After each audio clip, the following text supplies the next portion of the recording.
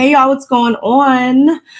We're here to discuss the Real Housewives of Rhode Island, you know, the new fave show. And we'll be discussing season 1, episodes 4 and 5. Episode 4 was entitled Derailed Divas, and then episode 5 is entitled, is it Sooner or Later, I think? Something like that, y'all. Whatever, we're gonna get into it. Excited to discuss this show as usual, and I have a special somebody who will be discussing it with me. So without further ado, dun dun dun, dun Laconetti.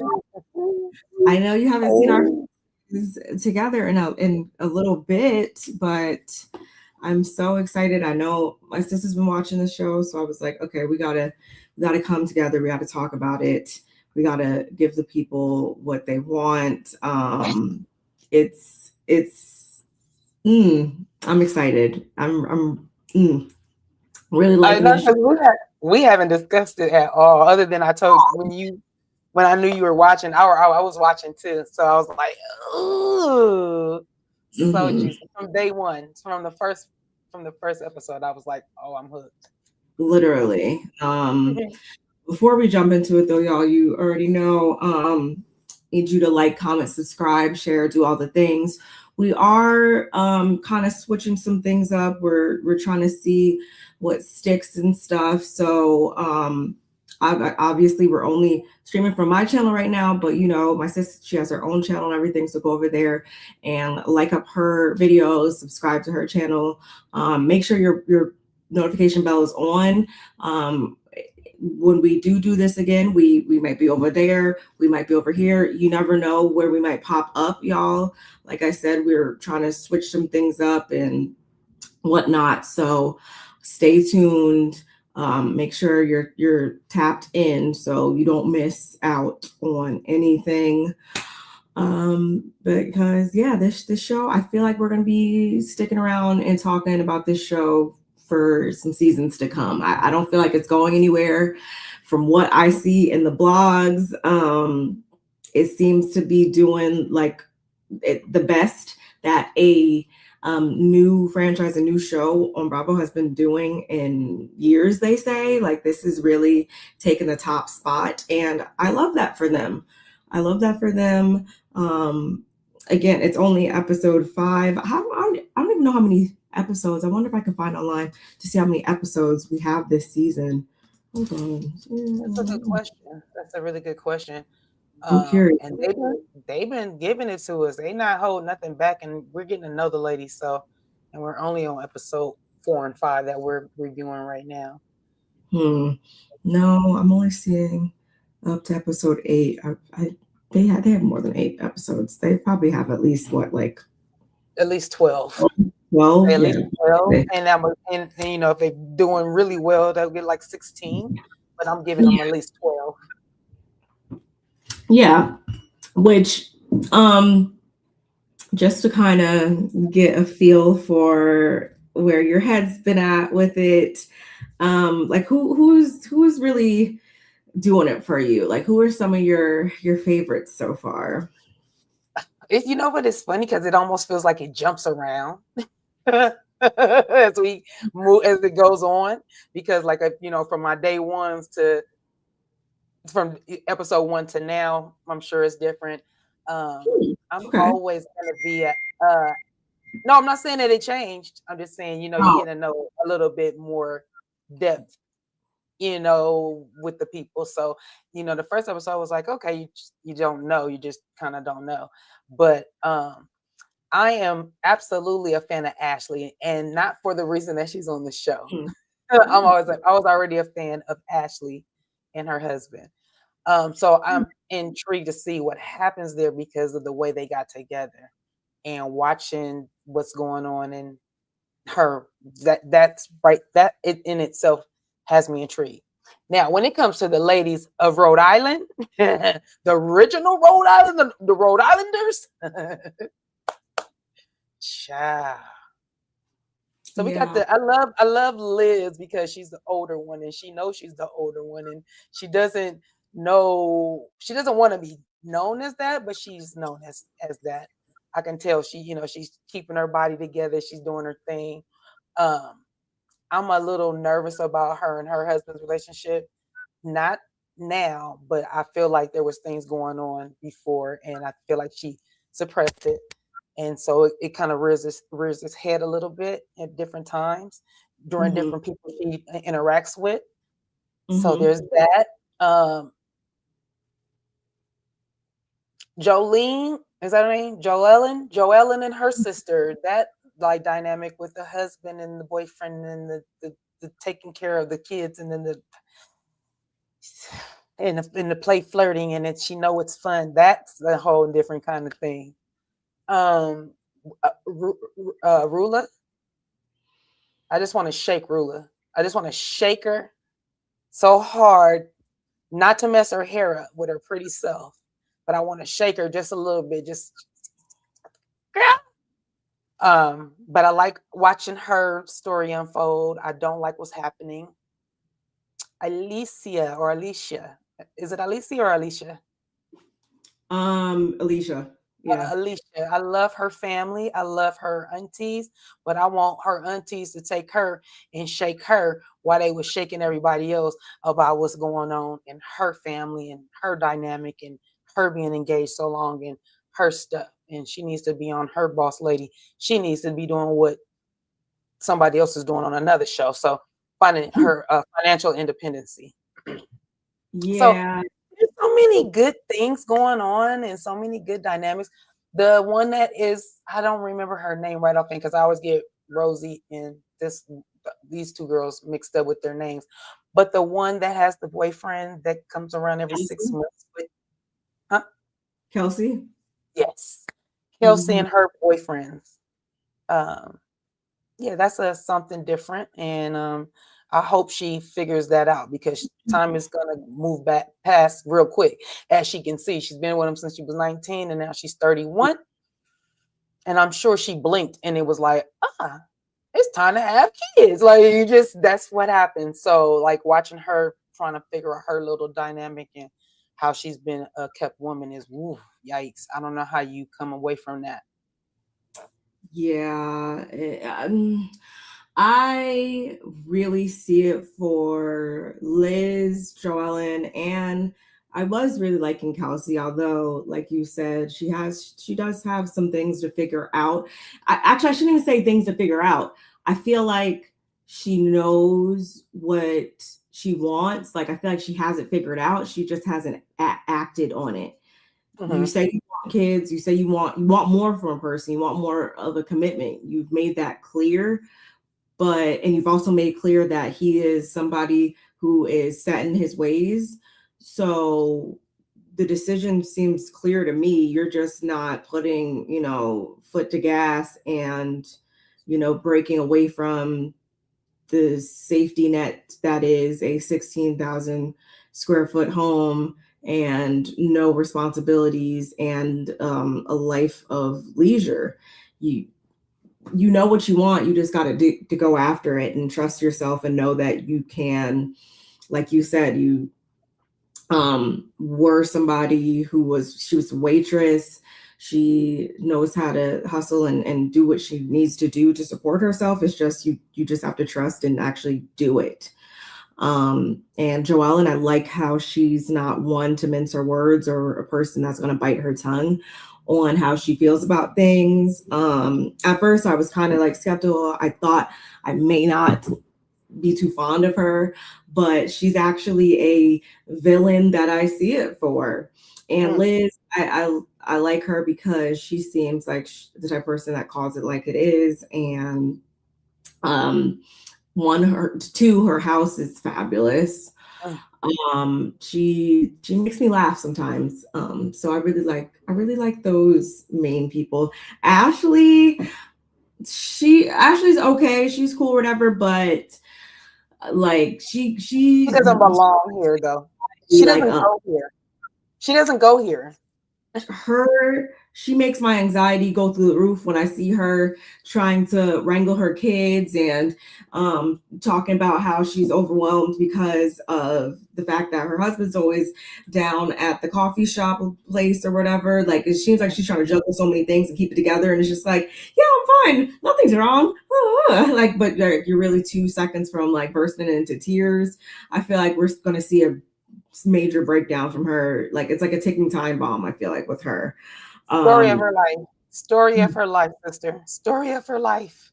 And I did hear, I obviously haven't watched them or aren't familiar with them from The Bachelor, but I've heard bits and pieces. I've heard people kind of mostly not really seeing it for him or her, or how they got together. I feel like a lot of people are actually surprised that they were together this long. That's what I've collected, that there was a lot there for, you know, their journey is interesting, so to speak. So this is the reason why I'm sorry, go ahead. No, it's okay. I'm aware of no, go ahead. No, just saying, I just to piggyback off of what you were saying, that's the reason why I'm kind of glad they're on here, because I almost think that Jared needs to see himself on TV. Maybe that will fix some of the things, or her. But I feel like Ashley is Ashley. Jared was more, she had to convince him on things, and it just seems like that's gonna be the thing of their relationship.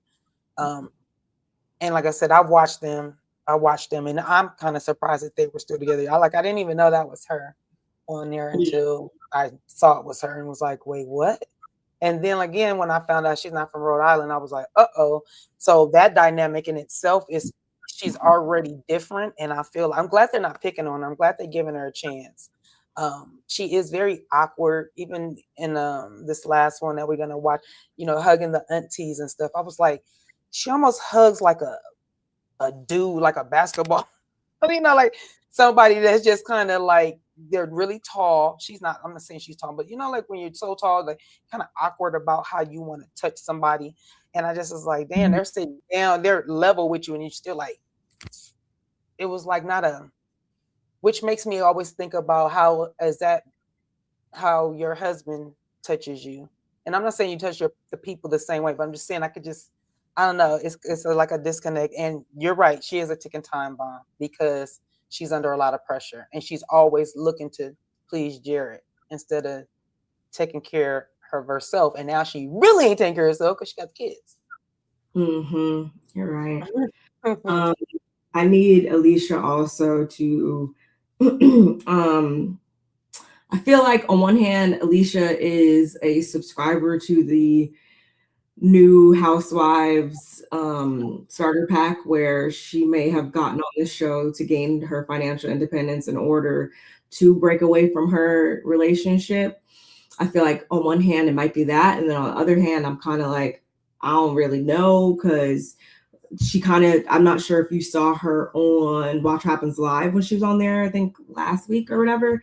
She started backpedaling, I feel, and kind of taking up for Bill and his ways. And I'm like, in so many confessionals, I feel like she's been saying how she hates asking for money and this isn't what she wants, and she's saying all these other things, but then she started to kind of clean it up, I feel like, when she was on Watch What Happens Live. So I'm just, I don't know. I don't know. I'm 50-50. Is she going to break away from it, or is she going to just retrogress and continue to stay in a situation that she says that she isn't too fond of because of how it is, the dynamic between them or whatever.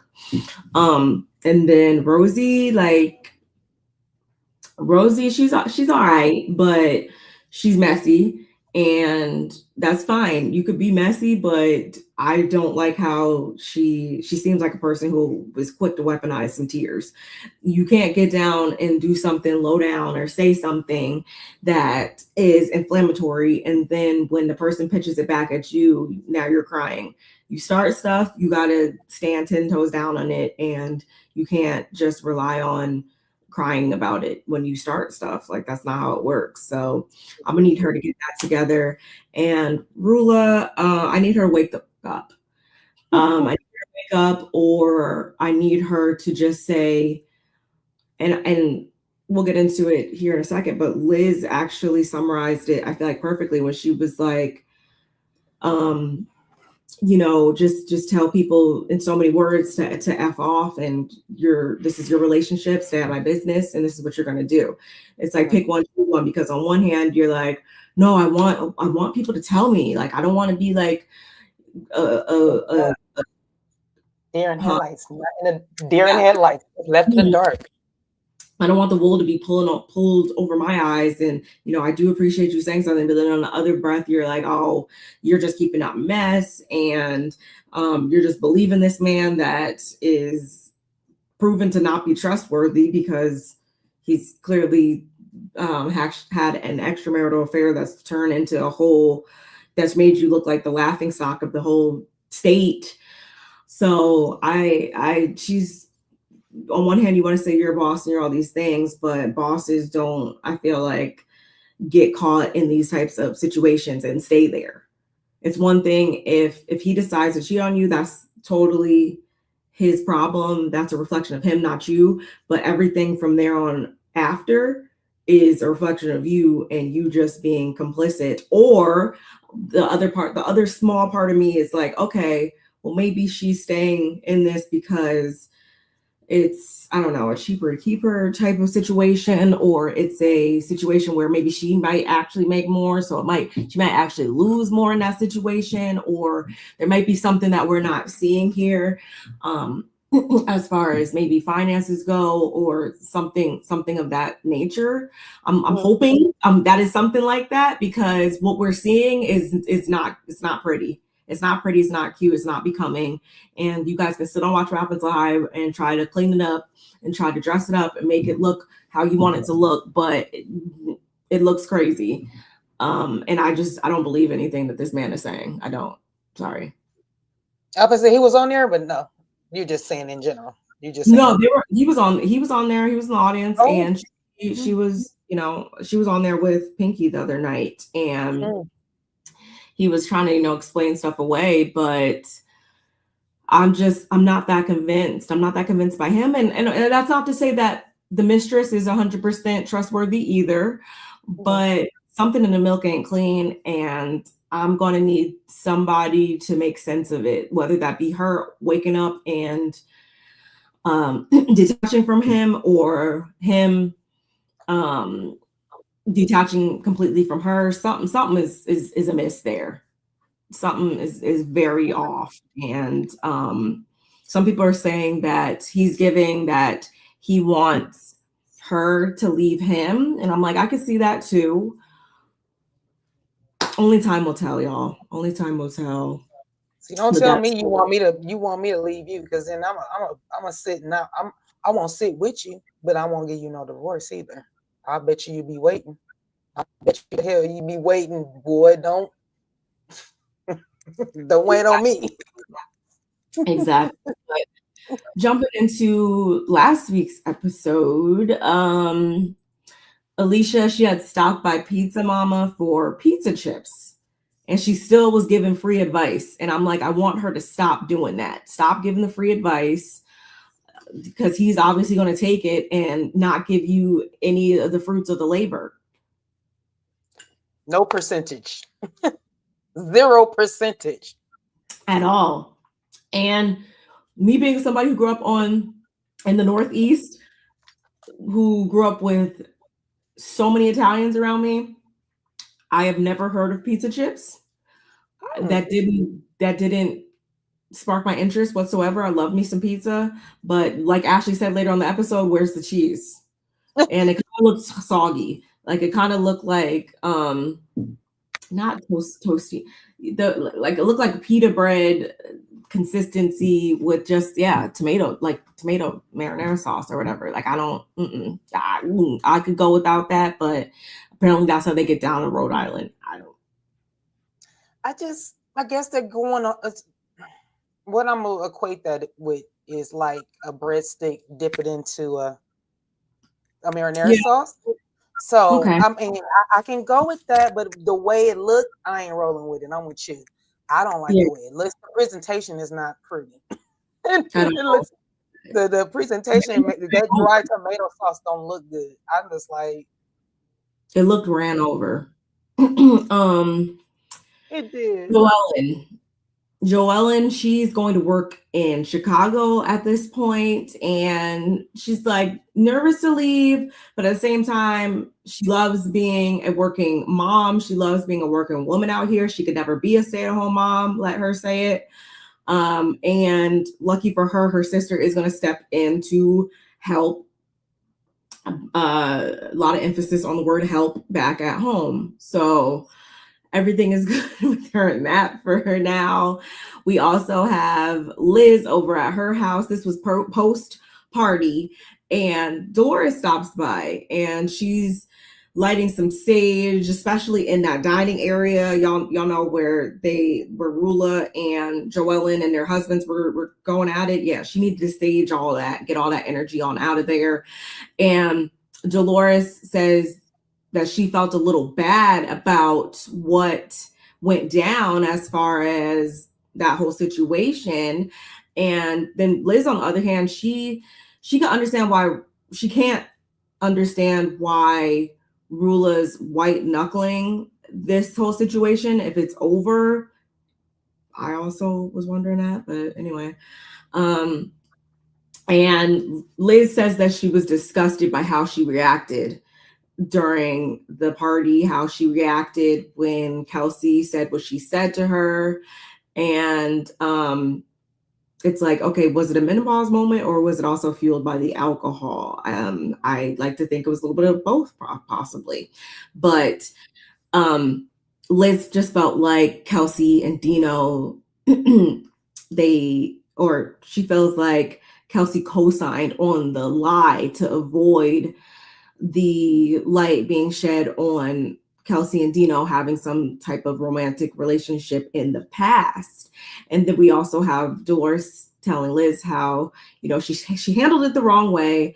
Kelsey is owed an apology. So Liz, though, she feels like she was owed one as well. So I just want to ask you, how did you feel about Kelsey and Liz and how things went down at the party? Did you feel like one was right, one was wrong? Who's owed an apology, who's not? How did you feel about that whole situation? In the moment, I wasn't for sure why Kelsey was saying it to her.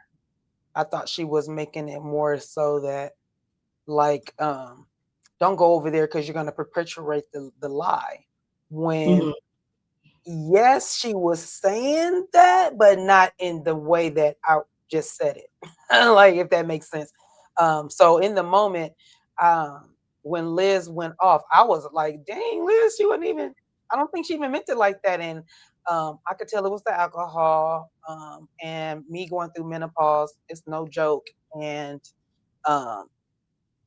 yeah, mood swings and certain things can tick you off. And if you've been drinking, yeah, you can go to 0 to 100 real quick. And what I will say is that I do like that Liz knew that she was wrong and she took accountability for it, and she does want to apologize now. Does she feels like, when she says she feels like she's owed an apology? If she feels like Kelsey was saying it because she thinks that Liz and Dino did something, then yes, that's why she's upset about it. But clearly, Kelsey has her own reasoning why she told or said that to Liz. So she can still be owed the apology if she, or she should be able to hear where Kelsey was coming from. Will she be owed an apology after Kelsey tells her where she was coming from? I don't know.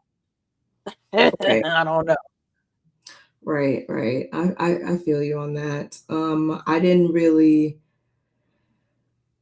I don't know. It just happened so fast. Right. And like you said, yeah, up until that point, we didn't know anything that may have happened between Kelsey and Dino. So it was kind of confusing. Obviously, I not even just the menopause and drunkenness. I was pretty sure her being the weed queen, she's probably a little high too. Like, I think there's a lot of things going on. I forgot about that. At that That's party. another reason why that's another reason why I like her. A lot was going on. At the same time, it made me sad though, because I'm like, okay, I mean, I knew that wasn't going to be the end of the friendship, but even for it to have even gone in that direction for a millisecond made me a little sad, because I actually do like the dynamic between Kelsey and the friendship between Kelsey and Liz. So I was like, can y'all stop? Like, that's no, like, clearly this is something that you guys are misunderstanding about one another and what the person is saying. Liz, though, one, I was confused. I want to know what the seawall is. Like, still no one's told me what that is. And two, no, if I was Liz, I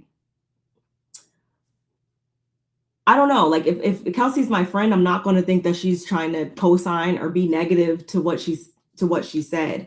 I think if I was Liz, I would think, okay, this is my friend who's just trying to like look out for me, and she maybe has a point.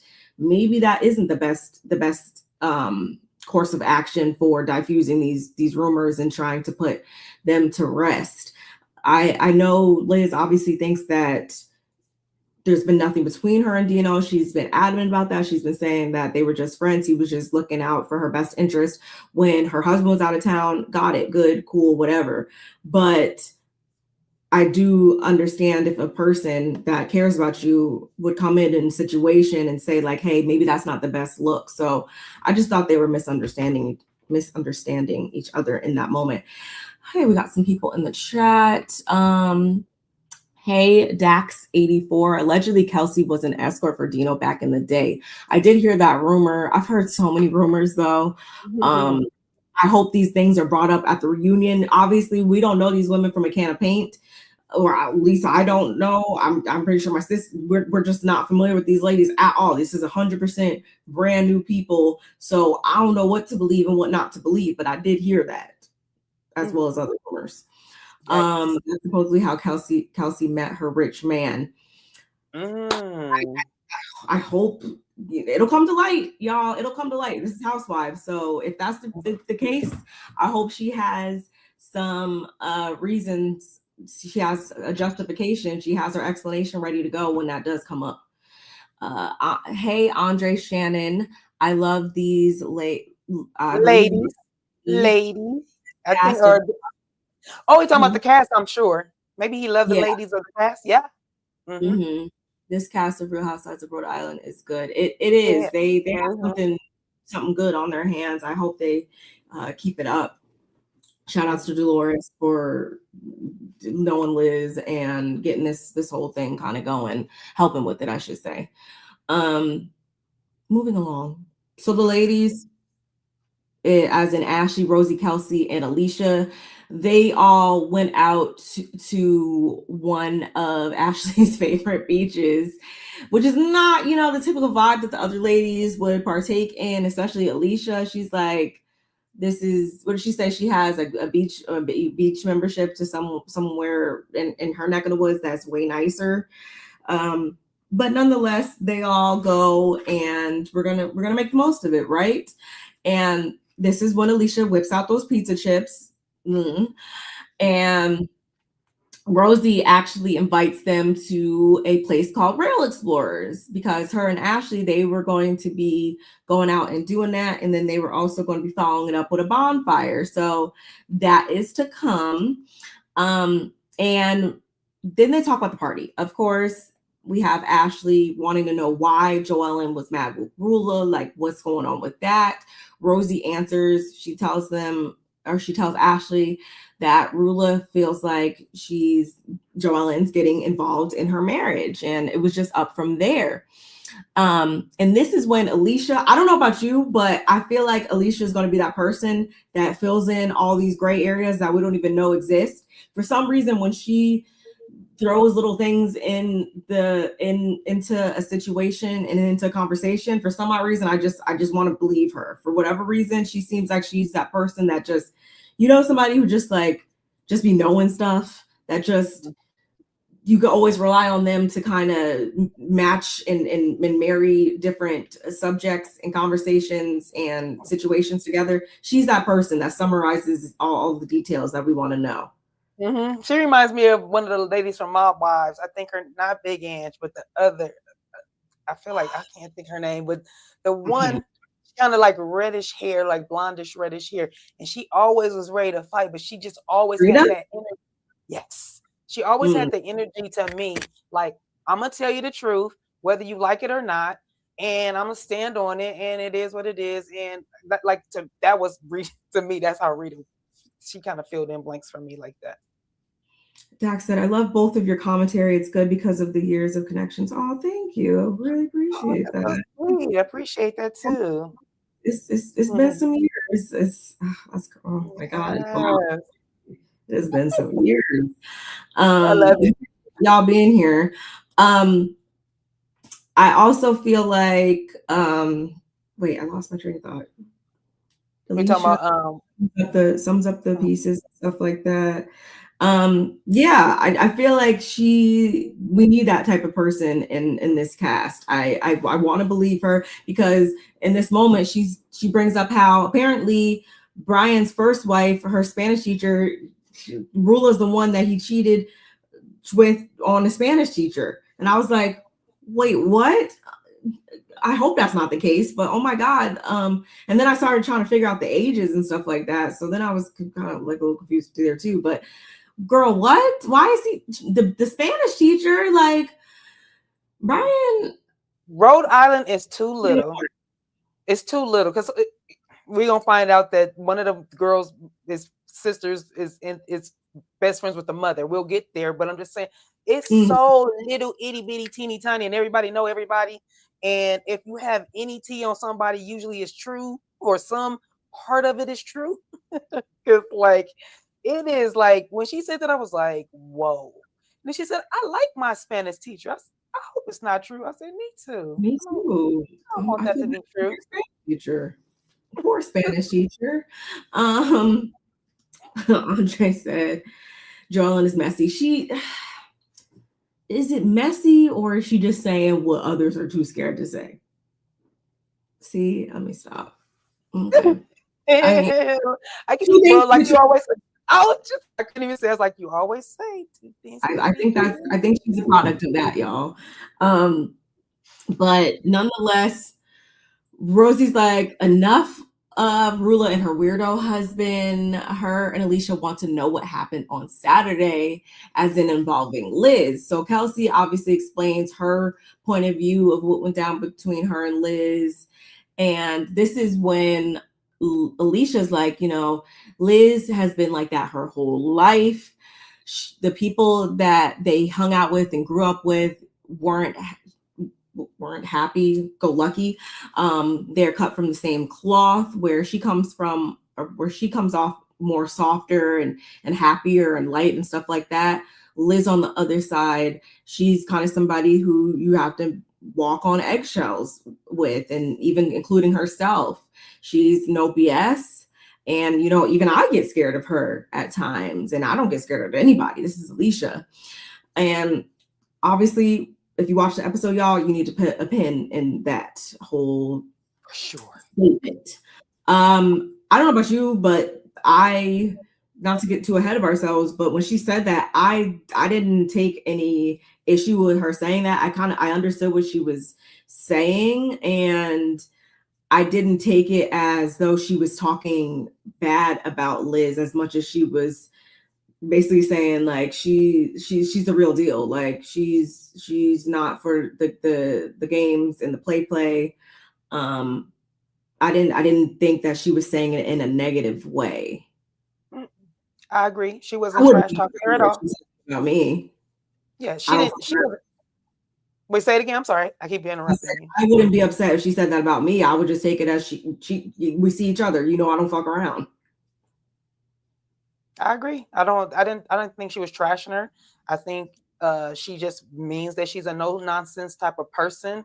I don't know particularly if they have to walk on eggshells, because when you walk on eggshells, that means you are stressed out around that person. And I don't think that Liz is stressing anybody out, you know? So I don't think that was a right type of word. So maybe using that made it seem worse than what it was. Poor choice of words, that's all. But Liz is a sweetheart. She, like I said, she's the more mature one out of them all. They all respect her. She comes with good advice. You can tell she's a girl's girl. She's not like these bitches, you know. She's not that type of girl. So I like that about her. So yeah, I don't think she was talking this about my Liz. Yeah, no, I agree. Yeah, maybe she could have phrased it different so it didn't sound like so no one could even try to switch it up and stuff, which is what happened later. But I knew what she meant by that. And it's just like, yeah, like love Liz to death, but don't try to come at her sideways. It's pretty much what I thought she was saying. So over at Joellen's house, as we said before, her sister, a little close for comfort. She doesn't have any kids or anything like that, but she comes over, she helps out when Joellen is out of town or whatever. And they've gotten a lot closer since losing her father. Growing up, they weren't the closest or whatever, but now that's her bestie. They're thick as thieves. So her sister, she's folding laundry, including Gary's underwear. Okay. And what she said, they tasted great. Okay. And Joellen, though, she perpetuates this fun. She perpetuates this fun, flirtatious energy between her husband and her sister. She doesn't take offense to it because at the end of the day, her sister loves her husband as a brother. She knows there's no seriousness behind it. But her sister did make a joke and say how, I would love if I could just use Gary's sperm to have my own kids and stuff like that. She was, Joellen found that to be just so funny. And even back, oh no, I already said that. So Joellen, she actually FaceTimes. They're all there, the kids. It's one big family. And I was just thinking that I'm all for a joke and a laugh and all those things and stuff like that. But I think if did Joellen say it? Yeah, she said it here where, back in high school, he might have touched her sister's boobs, but they never had anything like serious or anything like that. They've never had sex. I feel like if there was absolutely no question of were they something back in the day, were they not, if there was no romantic attraction ever in life, then I could be like, okay, y'all are just weird, but if it works for you, okay. But because even if it was in high school, it's clear that they were at least attracted to each other enough at one point in time for him to have touched her boobs. Like they've even dipped like a baby toe in that pond. Because of that, I feel like it just rings a little bit more weird these days. But again, that's how she condones that type of behavior. That's how they get down. Okay, I guess. I know. I think it's inappropriate for several reasons. For one, that they did date. I don't care if it was. It's not even about the fact that they were attracted to each other at some given time, given point in time, whether he touched her leg, her boob, her cooch, no. All I'm saying is we know that there was that type of attraction to where they want to go physical, or it got a little physical. So I don't think it's appropriate for either one of the sisters to put that, to talk about that, to play around with that. If I was the husband, I'd be like, hey man, don't do that. It's making me uncomfortable. Maybe it's not to him. I don't know, but it would make me uncomfortable if I was the husband. Like, because then, like now, he's there with the sister, and yes, she's being playful and being funny, but in the back of your mind, I feel like you being playful, it's on your mind too much, so it can still go the other way. And asking about his fertilizer is crazy. It's crazy talk. I've heard of like that coming up in like a twin type of shows where they're like so obsessed with having everything the same and stuff like that. I feel like that's the only time I've heard that come up. And again, I didn't agree with it, but I was like, okay, I guess I see you guys are just obsessed with having all the same things. In this case, no, like and I don't know, maybe maybe it was her sister's expression too, where she seemed, I'm not gonna say she seemed crazy, but she did have like some crazy eyes, just a tad to me, to where I'm like, that coupled with, again, yeah, it whether it be junior high school, whatever, you guys did have an attraction to one another at some point.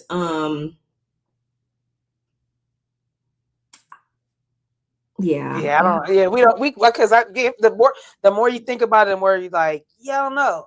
And I'm not saying he would cheat with her. We're not even putting that out there.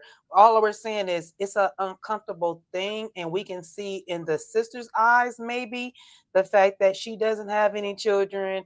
Joellen has this nice life. Her husband is around. You know, he helps with the kids as much as possible, and so she got a little twinkle in her eye, you know, and that's the part where I'm like, she don't have a husband, or, you know, would you be doing that if you had a husband?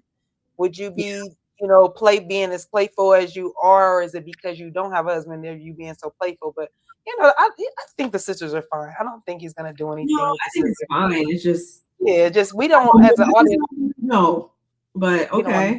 We don't want to hear that as an audience. We don't want to. Let's not forget the sister had the husband first, and Joellen stole him away. That sister's plotting long game.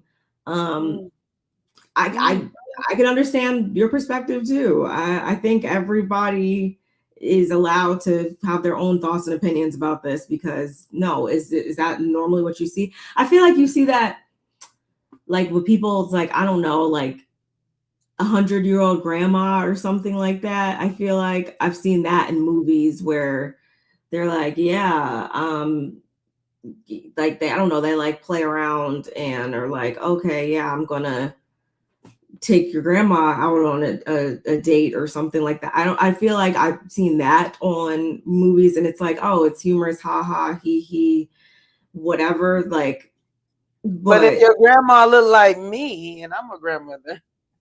Yeah, you notice how I said your average 100-year-old is not, that's like laughable. That's like ha, he, or whatever. Like, oh yeah, I'm gonna steal your man. Like, okay, then yeah, okay, grandma, whatever. But right. No, my sister, that's a little weird. Glad we got that out. So Alicia's aunts and mom come over. A lot of people are saying that we could see a spinoff with the aunts one day, because it seems like they have a good time. A lot of funny conversations come up when they all get together. So I can kind of see why people are saying that. Alicia, because even when she was like, oh, you guys didn't bring your bathing suits over or whatever, and her mom was like, no, like they're too old for that. Like Bill would be vomiting. Like, let's see, like that's funny or whatever. Like that, okay, I get that. Right. But obviously they brought over loads of food, and every time they have the food, I'm like, oh my God, I need all the food. But back when her grandfather had, I think it's called Superior Bakery, the aunts, they used to work in there. They weren't too good at working. So he was always, yelling at them and stuff like that, and dishing out money and the whole nine. Bill does come in for like a millisecond, and Liz also comes in. As we know, the families, they go like way back. Everybody is, I think that's why, side note, like, why I love this type of show, and why I love the shows where the women, they actually have established friendships and they actually know each other. So that actually saved us from having to even go back and do the first meetings and, oh, what's your favorite color? Oh, how many kids do you have? Like, we didn't even need to do all that, because it's clear that these people actually know each other. And that a lot of times can cut out a lot of the fluff, the filler, the BS, the dissolutions of friendships that were never really friendships because y'all don't know each other. Like, I think there's a different level of respect and rapport that they have with each other because they actually know each other. This is what we want to see, bravo. But with this, Liz comes over, and this is when I think you were saying before, Alicia's mom and Liz's sister, they're best friends, which I thought was cute. Rulla, she also goes way back with them too. Apparently her family's been knowing, well, Bill's family. Her family's been knowing Bill's family for some years.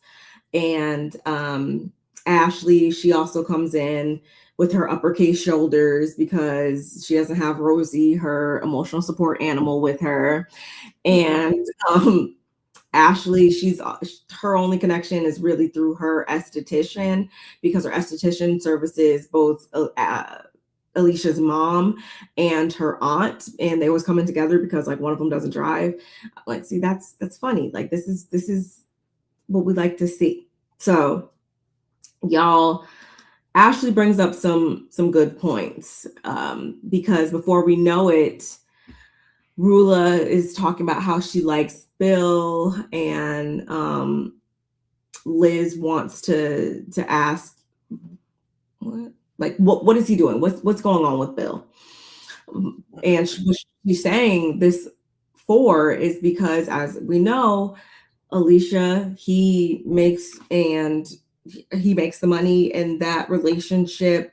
She doesn't like having to ask him for money and stuff like that. And again, Ashley brings up some very good points. And it's obvious a conversation needs to be had between Alicia and Bill. And a lot of the reason behind Alicia's feelings on their relationship and how everything is between them and with money, it stems from how her dad did her mom. He left her mom high and dry to the point they had to move back in with the grandma. And so that kind of formed early on her view on relationships and partnership and stuff like that. And she admits to being a runaway bride on more than one occasion, apparently, where, you know, she'd get to the point of getting the ring and stuff like that. She'd get cold feet and she'd chuck up the deuces, and that was that. So we have Rulla offering up her 2 cents. Don't really know why, but she does. And it's for Alicia to look out for herself. And then, of course, that prompts the aunts to ask Rulla if she's in a happy marriage or whatever. And Rulla starts talking about, like, she's like, yeah, but, you know, sometimes, you know, you can't get past bumps and stuff like that. We all have bumps sometimes. And I loved how one of the aunts said, like, yeah, but, you know, sometimes you can't get past bumps. Sometimes bumps are what is going to just derail the whole thing. And Rulla does say that she doesn't want to live like that. Her aunt bids her prayers up for your marriage, so to speak. And we have Rulla quickly claiming how there is a lot more to Brian than meets the eye. He's very good provider. He's this, he's that. And at the end of the day, we got kids. She always brings it back to that point, is what I've noticed. And so I really loved when Alicia's mom said, you know, she hopes and prays that Rulla somehow hurts him. And I was like, I feel like a lot of us do, because that was just diabolical. I think that was a conversation. That was a really good conversation that needed to be had. And I feel like a lot of good points were brought up in that conversation. I feel like mostly all of them have things that they need to be focused on within their marriages, relationships, households, however you want to put it. But I feel like Rulla's being at the top of the list, followed by Alicia's. And so it was good to see them all kind of talk about that. And again, I feel like it was a conversation that went well because these are people that know each other and actually can speak from an informed viewpoint. Yeah, you can tell it came from a loving place and it didn't feel attacked. And that's the most important part when you're dealing with something so delicate as far as an infidelity or some sort in somebody's marriage, especially when the person is still fighting for the marriage. So yeah, you, even though they were direct, they still direct, they still say what they have to say. And said, look, I dealt with it for years and years and years, and I didn't get nothing out of it. I had kids too. And that's the part we always want to put it on the kids. I got children, I got kids. Them kids gonna grow up and be like, I wish you would have left my dad, or I wish you wouldn't stay with my mom, because that's just how it goes. While you thinking you stand together for your kids is over there talking about, yeah, I wish I wouldn't even stay together. So you don't need to use the kids, because you guys are still going to be parents if y'all divorced or not be together. You're still going to have to be at the graduations. Y'all still going to be at the different functions, birthday parties. It's still the same. It just, sometimes you got to let it go and let God. Okay. Yeah, let go and let God get to it. But yeah, I agree. That needed to be said. I think Rulla, as much as she didn't want to hear it, she heard, like she said, she took that one thing away where she didn't want to have her head on that swivel. Your shoulder, yeah. She don't want to be looking over her shoulder or wondering, and when he says I'm going to the office or I'm going out of town, what is he really doing? So yeah, if she didn't hear nothing and she heard that, that's good, because that means antennas are up. And when antennas are up, you start receiving feedback. You start getting stuff. So yeah, so hopefully, hello, my son, the beautiful, Hi. handsome son of mine. So yeah, it literally, I was glad that happened. And again, I wish my aunties and that mama would get into Alicia a little bit more. Or if they don't get into her, go get on her husband or her fiance. Dig into his butt a little bit more, corner his behind in a and be and fight for her stuff, the stuff that she's entitled to. Get in his behind about, look, it's been brought to my attention that X, Y, and Z, and I'm not in your marriage. I ain't trying to tell you what to do, but I'm trying to tell you what to do. That's my kid. That's my child. That's my daughter. And I'm looking out for my daughter and my grandkids. And I need you to step it up and do what's right for them. And, and then we can go from there. Now, I'm not saying attack him or none of that, but yeah, they might need to say something to him so he can understand, like, me as the wife, I'm not trying to get at you. I'm just like, I don't have nothing to fall back on. If anything happens to you, I don't know nothing. I don't have anything. And that's jacked up to put your wife in that situation or your girl in that situation. I agree. Ashley and Rosie, they were out feeding the animals or whatever with Ashley's kids in this short scene. And then being with the kids, of course, the reoccurring subject of kids comes up for Ashley. And we have Rich saying, oh, well, we'll try next year, or we'll, revisit it next year and stuff like that. And Ashley says what I think he's saying when he says those types of things. He's just trying to be nice about it. I feel like it's very clear in that one-on-one, and that was at their anniversary scene when they went out to dinner and the whole conversation first came up. I feel like it was clear then that he wanted kids. He just wasn't trying to come off too pushy. Because he kept leaving it like open-ended by saying, oh, well, you might change your mind, or we'll try, to have this conversation later or stuff like that. And I do feel like this is a conversation that should have came up a long time ago. But anyway, Rich supposedly has a very dad-like energy about him. Ashley's the friend that's always going to tell her friends that they need to have kids. What are you doing? Why don't you have kids? Like, you should have kids. You're going to regret not having kids. Have kids. That's annoying. It's annoying. And I feel like a lot of times people do that. And it's not to say that everybody who has kids is miserable. Obviously not. But I do feel like some people do lean on that when they are either overwhelmed or they feel like they just feel like you should be in that same boat, whatever boat they're in. They don't want to be in it alone sometimes, I feel like. And so people are like, okay, you should also have kids because I just feel like that's to basically make themselves feel good about the decision that they made, which was to have kids. A lot of times I feel like, I hate using the word misery or regret or anything like that, because I don't feel like anybody should feel like that about their children and stuff like that. But I do feel like some people lean more on that than they do on truly it being like, oh no, I'm just saying that for like positive reasons. I feel like it's more about self and validating their own decision a lot of time that they're kind of projecting, I should say. I was just about to say, you must be projecting. She's doing, but whatever. Wait, before you move on, sister, I never thought about it that way. Because I've like literally, I've had children for such a long time, but I've never been that type of person where I've told people like, oh, you got to do it. You got to have children. Now, if you have asked me my opinion, and you know, I'm a stylist, so I talk to a lot of kids, a lot of women.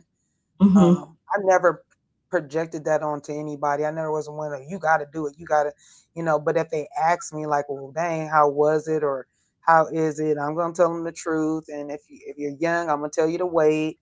So I never had that. I've never been the type of person that be like, yeah, you definitely should do it. It's like once you become a parent, you actually try to tell people, no, you need to wait. Like, child, it's a lot. World, like it's a lot going on.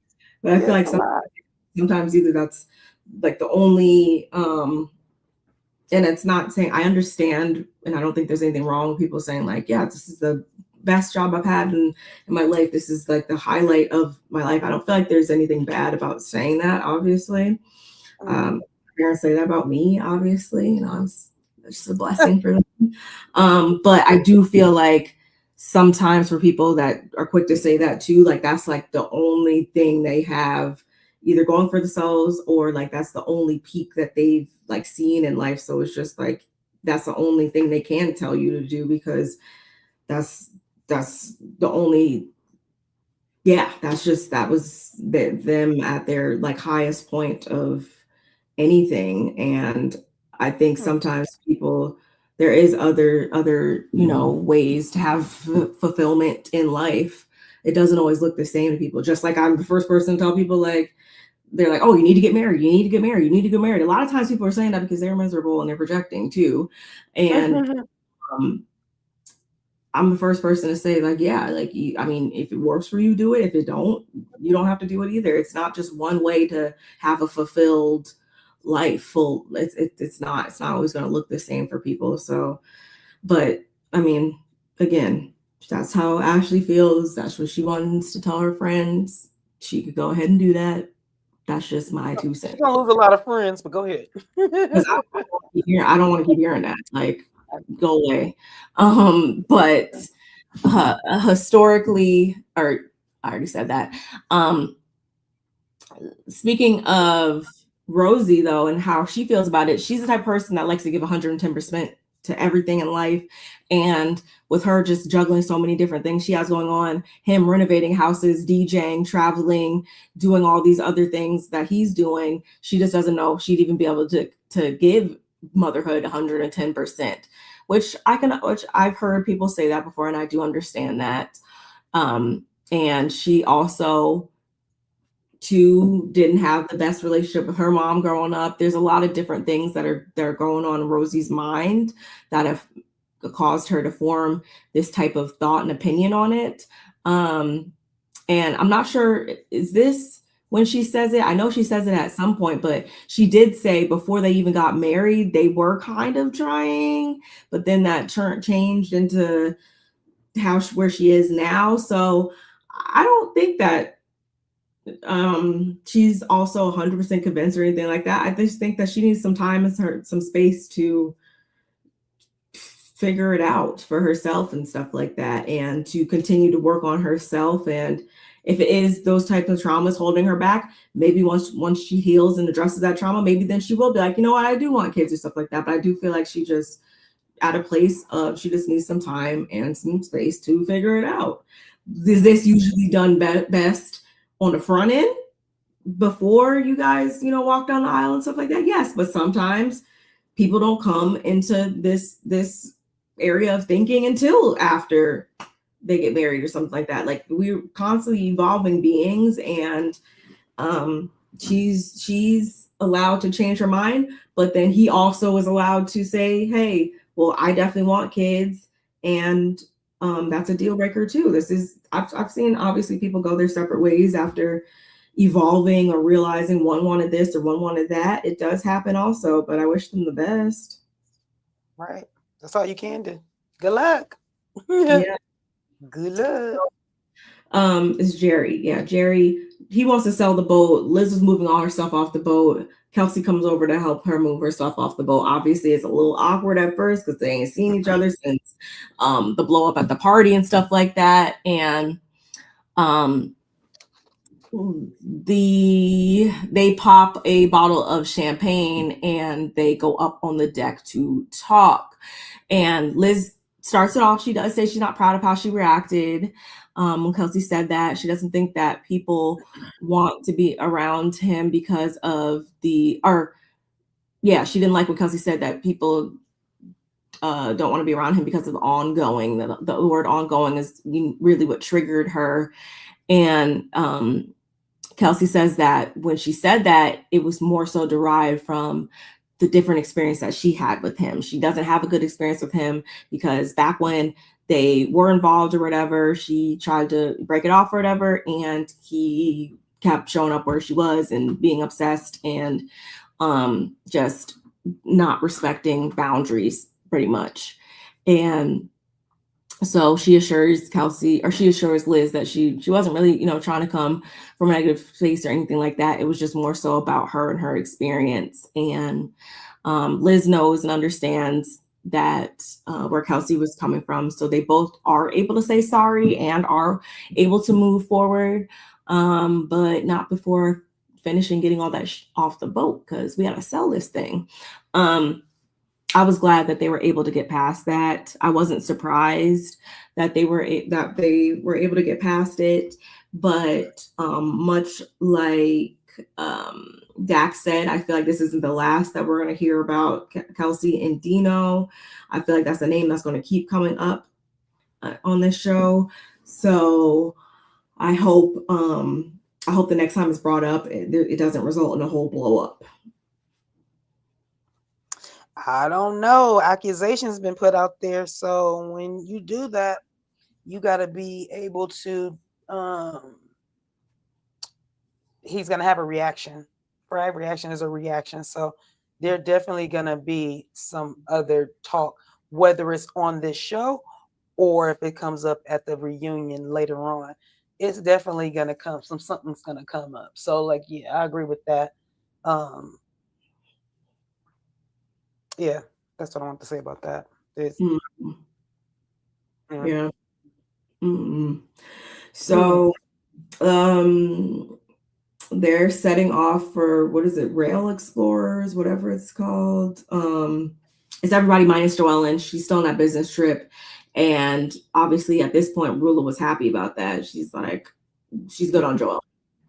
And they're like in the trucks or whatever on their way there, and Rosie starts talking about having colitis back in the year some years ago. She had to wear a diaper at one point, and she dug this McDonald's out the trash, and she just feels like, you should be able to just do that. Like, I was kind of confused. I didn't understand what was going on right there. I'm glad you just broke that down. Oh, great. Is that what was going on? Yeah, I was confused too. Like, oh my gosh. Okay. I can't eat Taco Bell if it's just like, I was really confused. Kelsey, though, she wasn't confused. She's calling bullshit because according to her, the entire state of Rhode Island knows what, or I should say, she said that to say when she was going through those issues, she was out of work for a certain period of time. And then when she was out of work, she was like, this is great. Why would I want to go back to work? So that's when she stepped away from the job permanently. But Kelsey's like, no, BS. The whole state knows that you were fired for having an affair with one of the higher ups. Yikes. So y'all, we're starting to see this tension like constantly brewing between Kelsey and Rosie. More so Kelsey, I feel like, feeling this way towards Rosie and the confessionals and stuff like that. She's got her eye on Rosie pretty much from here on out.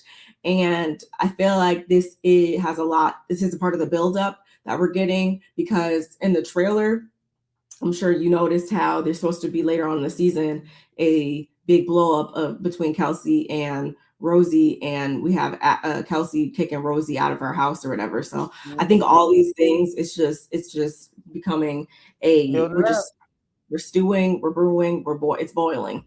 So in the other SUV though, Liz is telling Dolores and Alicia how Kelsey apologized to her. They're all laughs and smiles. So once they finally arrive, we find out that it's like a 6-mile loop pretty much. They go 3 miles there, 3 miles back. I thought that was so cool. I would love to do that. I feel like you would love to do that. We don't need to go to Salt Lake City anymore. I guess we need to go to Rhode Island. Anyway, I thought that was cool. Some people were kind of like, by some people, I mean the Alicias, because she's not really like a Pilates workout type of chick. She does love her James Fonda though. James Fonda. James. James. She's the truth. Fonda. Like, oh my God. It's funny that she brought that up, because literally Jane Fonda just had an anniversary for her videotapes. Oh, she came out. No, literally, I saw it on the news. That's hilarious. It literally, I was like, wait a minute, what's the chances that on Friday they talk about this, on Sunday here she comes talking about it? Like, literally. That's hilarious. This is actually really hilarious. But they split up into groups. So we had, was it Dolores and Ashley? We had Rosie and Liz, and then we had Kelsey, Alicia, and Rulla. With Rulla in the back. Rulla, she had her flask. She had tequila. She was whipping up little like drinks and stuff for them or whatever. She was the bartender. She was the mixologist of the day. And I don't know about you, but I felt like, see, this is a side we want to see of her. She seems like she's a good time outside of the whole marriage stuff. Like, she seems like she'd be a cool chick. It's just that one area that makes her lame. Like, just, we want better for you, Rulla. Like, come on. Ooh, I like the way she poured her drinks though. Would Ashley say, girl, this is rubbing alcohol? I said, give it to me. Literally. I was like, oh, there is definitely hairs popping up on my chest with that. Oh my gosh. So they all or actually I should say Rosie turns to Liz. They're chugging along here, and Rosie turns to Liz and she's like, how do you feel about Ashley? And Liz is like, she doesn't even look at her. We see a little snippet of that. And Rosie's like, well, honestly, Liz, you can be really scary. I don't think you understand how scary you are. You're so successful and beautiful, and you have all these nice things. I felt like that was weird, but okay. And Liz is like, but those aren't scary things. Like, and Rosie's like, well, put them all together. They are scary.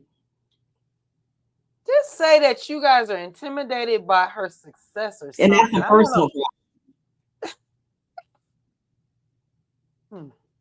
Because I get confused when they say this stuff, like, or whatever. Like, I mean, she does seem like slightly a polarizing person. Like, I feel like, I don't know. Like I said, I go back to that first scene we saw with her, and she was just driving the dinghy over to Kelsey when they met up in the first episodes or whatever. So she does seem like an interesting person that is kind of like, I would like to sit down and pick your brain type of person. But I don't know, maybe because I'm just like not scared of people type of person. I don't feel like I would be like, oh my God, I'm shaking. Am I going, oh my God? Like, I think she's eclectic. I think she's an eclectic type of woman, because even when she was, I don't know if we haven't got to her. Oh, I think we did. When her and her friend was talking, and she said she was going to apologize to, that she was in the wrong and stuff. Even her friend said, she said, "What you want something?" She said, "Yeah, get me what you drinking, because I want to look like you." Like that type, it's she has this thing that's very charming. So when they keep saying scary, it's like, what are y'all talking about? You keep using the wrong words. It's the choice of words that you guys are using that is making it sound like you guys are really have to be afraid of her. She's nothing to be afraid of. Even with her accolades or anything, like, stop using the word scared. That actually would make me more drawn to her, because, bitch, I'm trying to be rich too. What are we talking about? But let them tell it she's scary. She come around the corner and it's jump scare. So they reach the halfway point. They reach the little picnic, whatever point you want to call it, and they stop. They have a really nice bonfire and everything laid out for them. There's charcuterie, food, whole nine, y'all. And they're getting situated. And as they're doing so, Rosie goes up to Ashley and she says, when she was with Liz told her how the first time she met Ashley she just completely ignored her. She, didn't like her. And she thinks, you don't pay attention and you're not trying to be friends with her. And Rulla peeps the side conversations, one. But Ashley's whole thing is, just like her mom was mistaken for being bitchy and she really was just shy, Ashley's the same way. And that's all it really was. So Alicia, she asks them for advice about Pizza Mama and like having like these new ideas and stuff. And they do like this little role play situation or whatever, because she's like, on one hand, she's saying how she wants the independence. She knows she needs to stick up for herself or whatever, but we have yet to see her do so. And it was surprising because Rulla actually gives some really good insights, I would say, about how Alicia, she has to show, well, I mean, it wouldn't be me, because if you don't see the value by now from me, then you're never going to see it. And it's not my job to open your eyes. But she does say that she needs to let him know, like, she is valuable. She does add value in all these different areas. And that's actually something that Alicia admires about Rulla, that she is financially independent. So it sounds like they have a lot that they could talk about, and maybe Alicia could take some tips from her with that, and that only.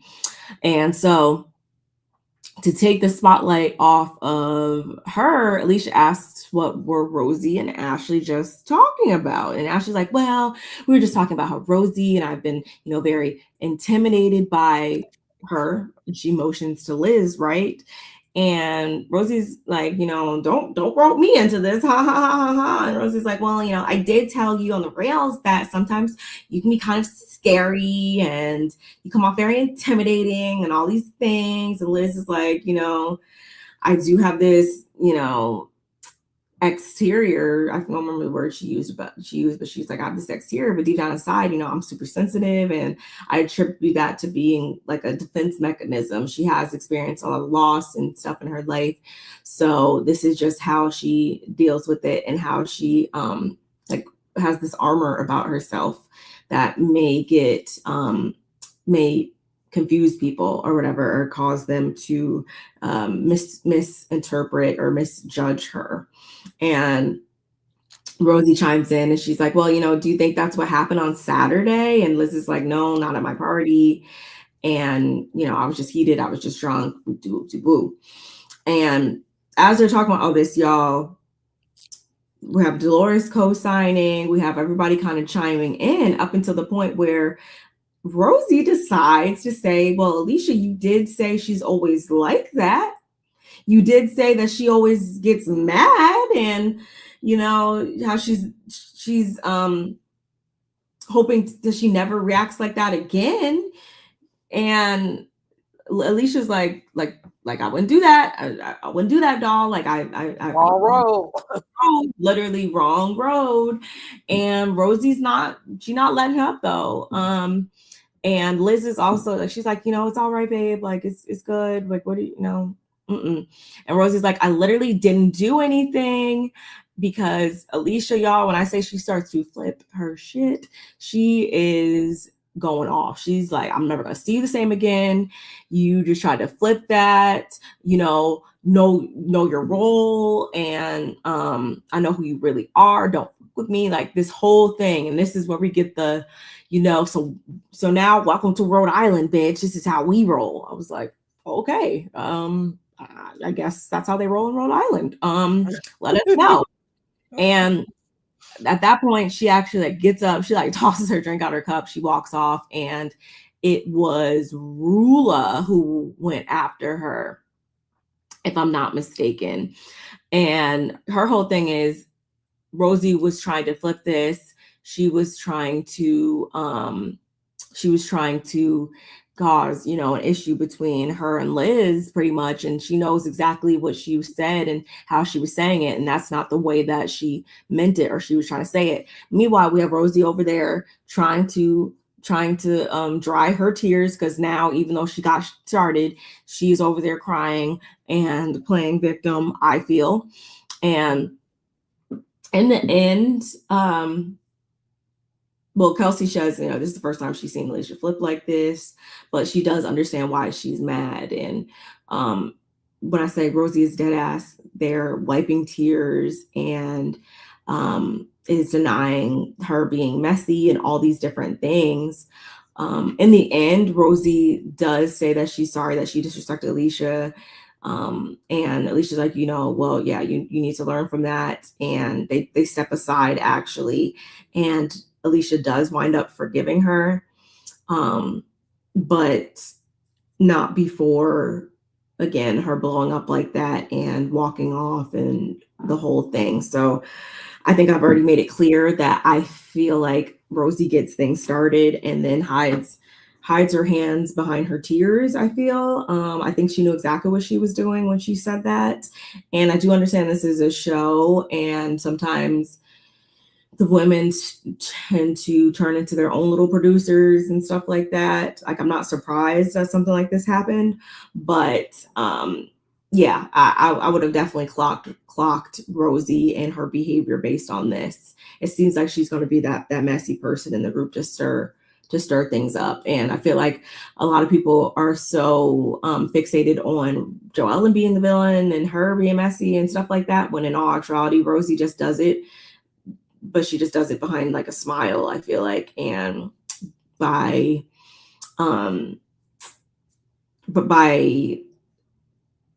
playing it off and making it seem like she's just asking things out of sheer curiosity, or, I feel like she even did that at her little picnic situation in episode 2 or so. Rosie, like, she asks questions and stuff like that, and she knows what she's getting at. She says little things, she knows what she's getting at, but she does it behind this fake inquisitive facade. And I can't get behind people like that. I wouldn't play her too close. Yeah, it's fake. It's very fake and phony. And you only gonna be able to get away with it so many times when you're on a circle, because everybody's gonna start paying attention to you, throwing a rock and hiding your hand and playing victim and all this, So yeah, she's not gonna be able to last long with not this group of girls. It's not gonna work like that. Clearly, right. Alicia showed. They're like, girl, don't do it. Don't do yourself like that. And not for nothing, Alicia really didn't say it like that. She didn't say it in the sense that she was trying to put it on her like that. And that's why Alicia was like, wrong road. What are you doing? What are you trying to say?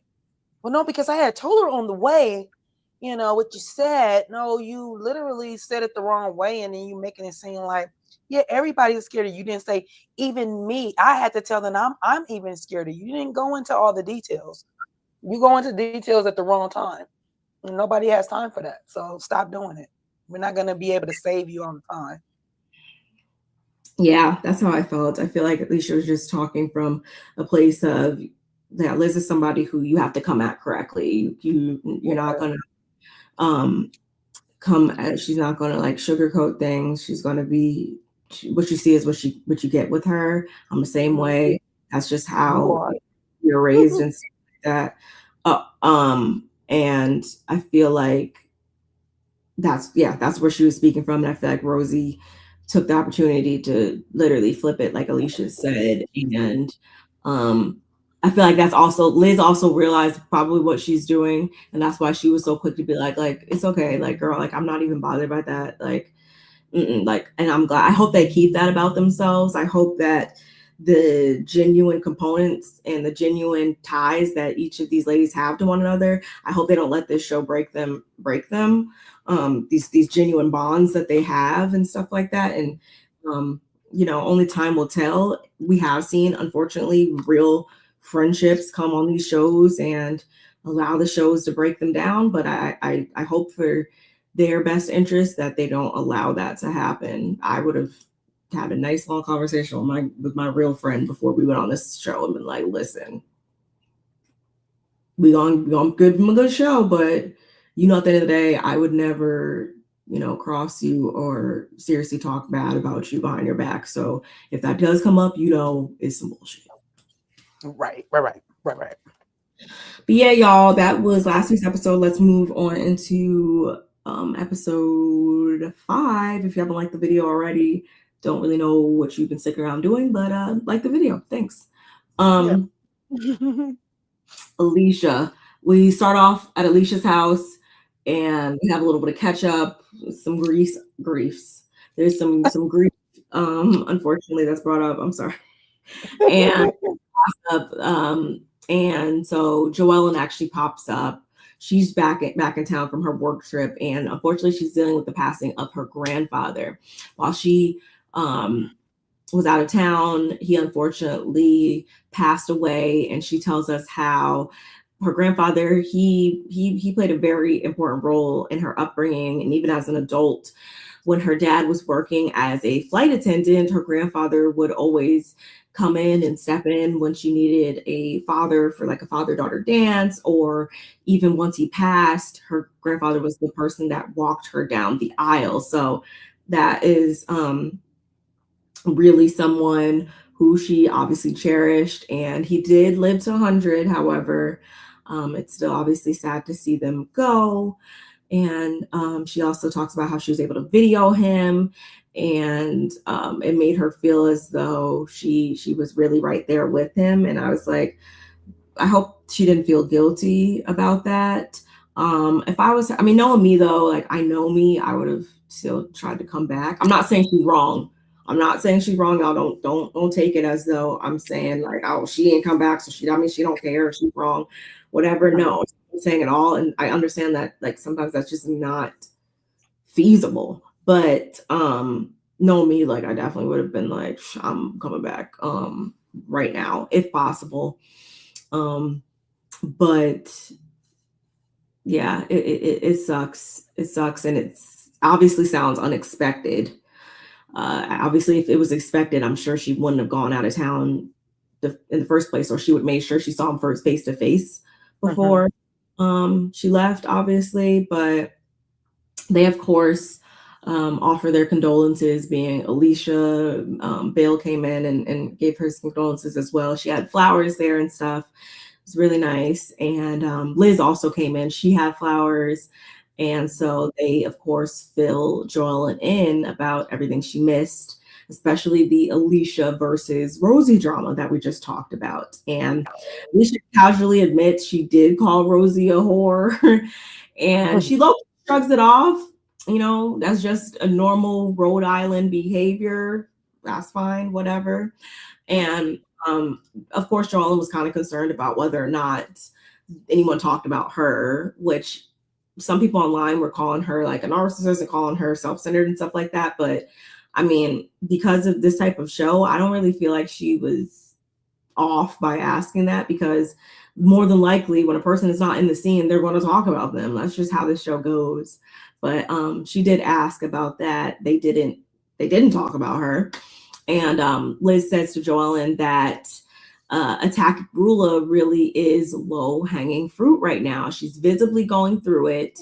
And so Liz encourages Joellen to ease up on Rulla. She's going through it. She's got a lot going on, and it's giving Rulla doesn't really want to know. So Liz says she would probably actually really appreciate if Rulla says, basically, you know, y'all can F off. It's my business. She'll deal with it how so she chooses. So again, so there's some light shade. There was some concern. It was very much a classic Housewives ego check type of situation. How did you feel about this little opening scene? Do you have anything to say about that? I thought it was really thoughtful of them to do the flower things. I love flowers. I love flowers right now. One of them just love the flowers. And Right. yeah, no, I don't have nothing else to add. I like to see when people, you know, come together for somebody when they know that they're going through hard times and stuff. So rather than that. True. Kelsey and Ashley. Okay. It's a lot of influencer politics in this scene, y'all.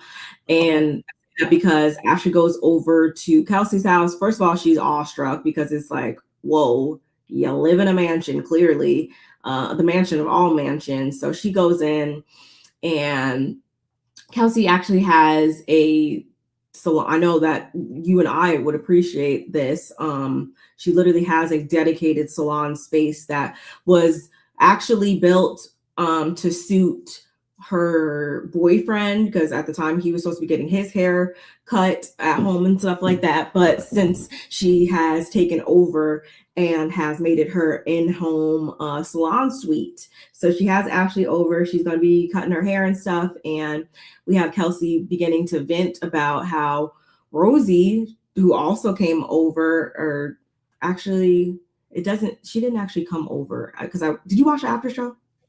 No, I was going to and forgot to. Oh, I should have sent it to you. Yeah, I watched it right before we came on. And what happened? Tell me. No, just to say that, so Kelsey, I feel like Kelsey didn't lead with the right stuff, one. And she actually seems to have been doing a little bit more stuff than what she claims to just be a lady of leisure. Like, she actually did go to cosmetology. She did go to hair school. So because I was kind of thrown off when Rosie said, like, oh yeah, she's had that certificate for like 2 seconds or whatever. I was like, one, like, don't ever disrespect service providers, one. But two, it sounds like Rosie went to her school and got her haircut or whatever. Maybe she's probably having like a clinic hours or whatever. And I think she went in and got her haircut. That's what the hair was? That's when she cut her hair during her clinic hours?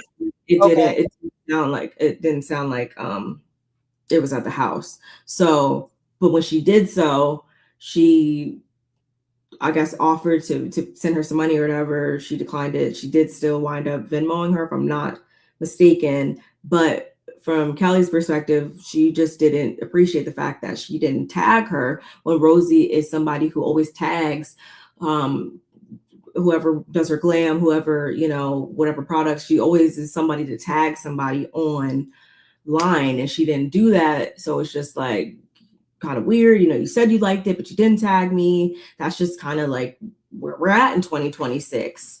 And that's that's literally how a lot of businesses thrive, especially in the beauty, hair and beauty space, where your social media presence is very important. Is something where, you know, people are walking billboards. So if they can, you know, quickly just tag you, that can go a long way, and that could potentially get you more clients, that can get you more exposure. So Kelsey felt really slighted about it. And Ashley, on the other hand, she does understand where she's coming from, because she is somebody who is in the social media space. And so when she gets up and she gets her haircut and everything like that, of course Ashley tags her. And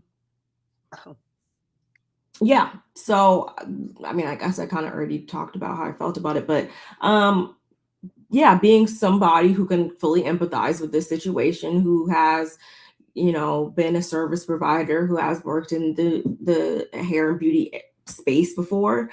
Yeah, I would also, you know, appreciate a tag, of course, but do I also understand that nobody's obligated to do it? No, of course. And um if it was that important, yes. If it's been like a couple hours or days or something like that, and I was like, you know, I really could use that exposure, I don't feel like it would be so um outside of me to then just text the person, be like, hey, do you ever get a chance to share a picture? Like, if you don't mind, like, um can you post about it or whatever? Like, I don't feel like there's anything wrong with having asked it then if it bothered you so much. I do understand that, like, okay, she has posted everybody else and she hasn't posted you. Like, like, I can understand how that might make a person think. Like, I'm not saying she's wrong for how she's feeling, but at the same time, I also understand the people that are like, well, closed mouth don't get fed. You should have said something if it was that serious.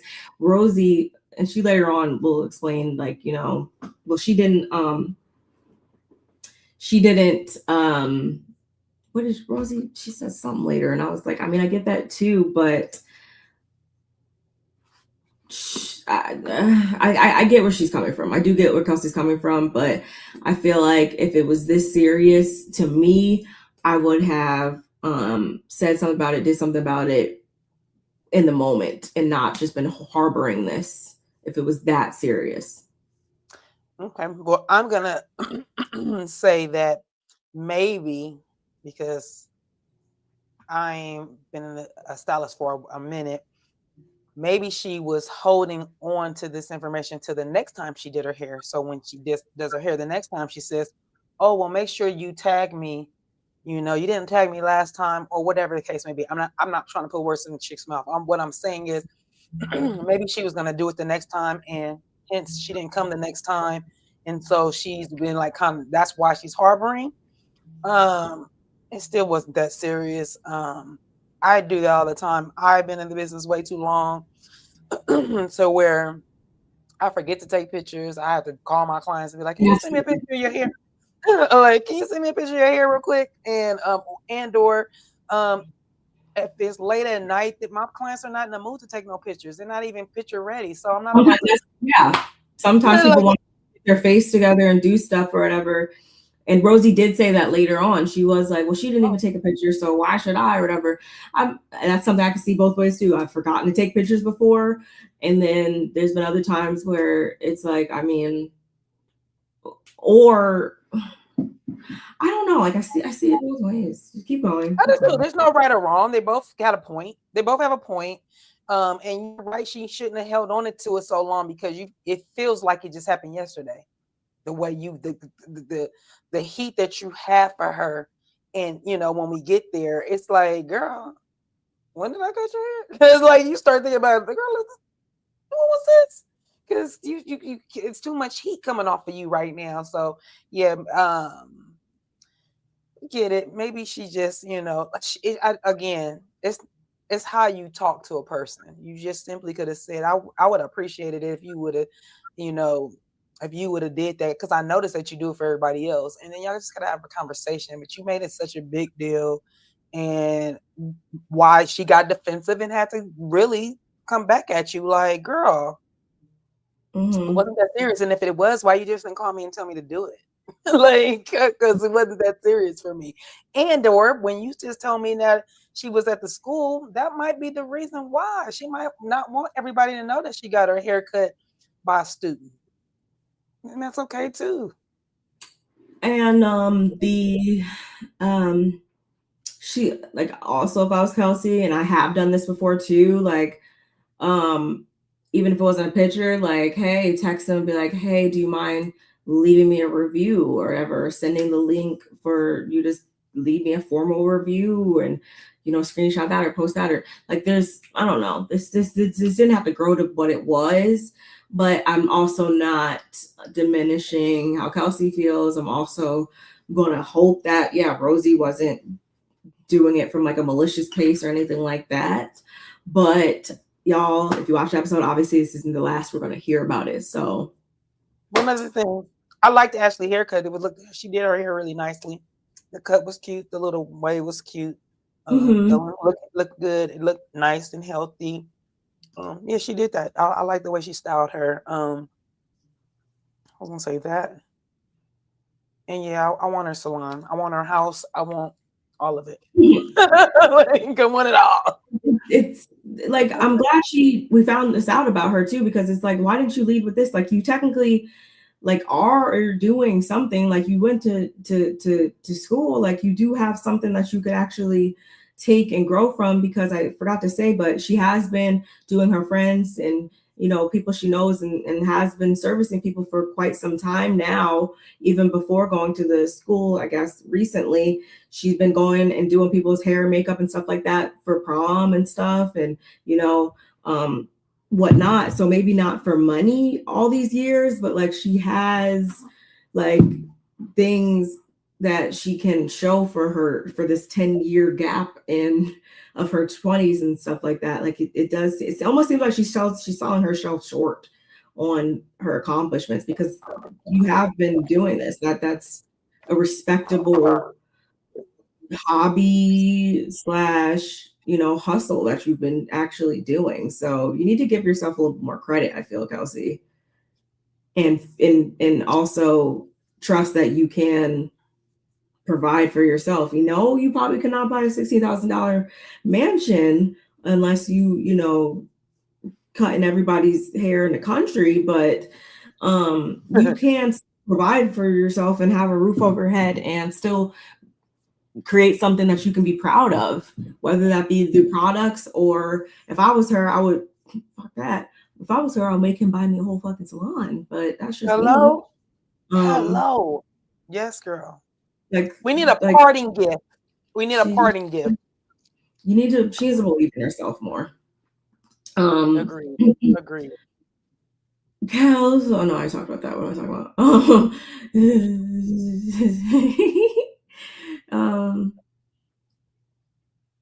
Oh, it's because I have these all together.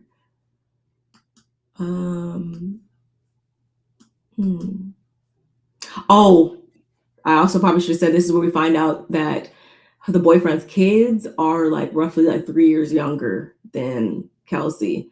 We don't know how many kids he has or whatever, but I did peep that. So 3 years. So moving on from there, y'all, I had my notes all crazy. I was like, I thought I had more to say about this scene. I did, because I had more notes. But anyway, everyone is starting to arrive for the sunset cruise. I think I skipped over saying that in the beginning of the episode, Rosie's friend had invited her on a sunset cruise. It was supposed to be the girls and the gays, and this whole sunset cruise situation. So the birthday party. What is somebody's birthday? Jack, I think it's Jack and Anthony. It's Jack's birthday. They're married. And so they wanted to invite all the girls out to join them. And they had other people there as well. And well, first of all, they should have took Liz up on getting some assistance, because the way that man bust his ass, I was like, girl, oh my God. And I also was like, Ashley, what is in the, like, everybody else have these small bags. It's just things I'd be keeping, y'all. Like, Ashley, I was like, Ashley, what is in that big ass bag? She had like this big tote bag, and I was just trying to see, like, she had a whole bunch of stuff, and nobody seemed to have a whole bunch of stuff, but whatever. I'd rather have more stuff than not enough stuff, I guess. She's always the opposite. Just like when she went to the Mother's Beach. I call it the Mother's Beach, the ones with the undercurrent. That's what you call a Mother's Beach. We have one in the marina. So that, you know, the kids can play and the wave is not going to bring them back into the ocean. But then she was saying, I look like I'm one of the mothers that tried hard and everybody else is dressed to impress. And, you know, so she's always the opposite of whatever the ladies have going on. I'm starting to notice that in her. But that's because she's not from there. So she's, like I said, she's trying to fit in. She's trying to get in where she fit in. Usually, you know, obviously, if people got the kids with them, then obviously they're going to be packing a little heavier for the day. But I was like, wait, your kids aren't even with you. So I don't know. I just, again, what that is, Barb? You know what that is? That's the purse she already had packed, and she was running late, and she just grabbed that purse. She just grabbed it. Okay. I'm going on the boat. It works. You like it. I love it. So they're all getting on the boat and stuff. Rulla walks up, and again, this is her first time seeing Joellen since the Studio 54 party. But Rulla, she's okay. She can put things to rest. She can put it to the side for now. It's whatever. So they get on the boat, and what is it? Yeah, Kelsey. Pretty much the first thing that pops off is Kelsey confronting Rosie in front of everyone about, not crediting her. And Rosie is like, girl, like, I didn't even take pics of the back of my head. And insisting that Rosie tags everyone else. So, why not her? The argument escalates. And Rosie pretty much tells Kelsey that she's reaching, but Kelsey is standing firm in it. Like, girl, you gave me zero credit, and that's something that you do for everybody else. And mind you, like, before this, it was actually, I think, Dolores that came over, and she was asking what Rosie and Ashley were talking about. I'm like, see, Dolores clocking in. She's moving the story along. She's asking them, what y'all talking about? I mean, you don't have to tell them. And it's just like, girl, you know exactly what you were doing by coming over there and asking them what they were talking about. You get things started, but it's cool. We appreciate that as viewers. And then that's when Kelsey actually joined them, and that's where the conversation took off from there. And like I said earlier, I didn't like how Rosie was like, oh yeah, she's had her certificate for like 2 minutes. I'm like, well, first of all, it's called a license, and second of all, put some respect on the effort that she put into, doing something. Like, I know people that have been, doing hair for a million years and decided to finally go to school or something like 50, years later or whatever. So just because she's only had it for 2 minutes or whatever doesn't mean that she's a not as good of a stylist or something. Or some people are just naturals and they just pick it up right away. So I'm like, I don't understand the purpose of her saying that. And I also hater. It's called a hater.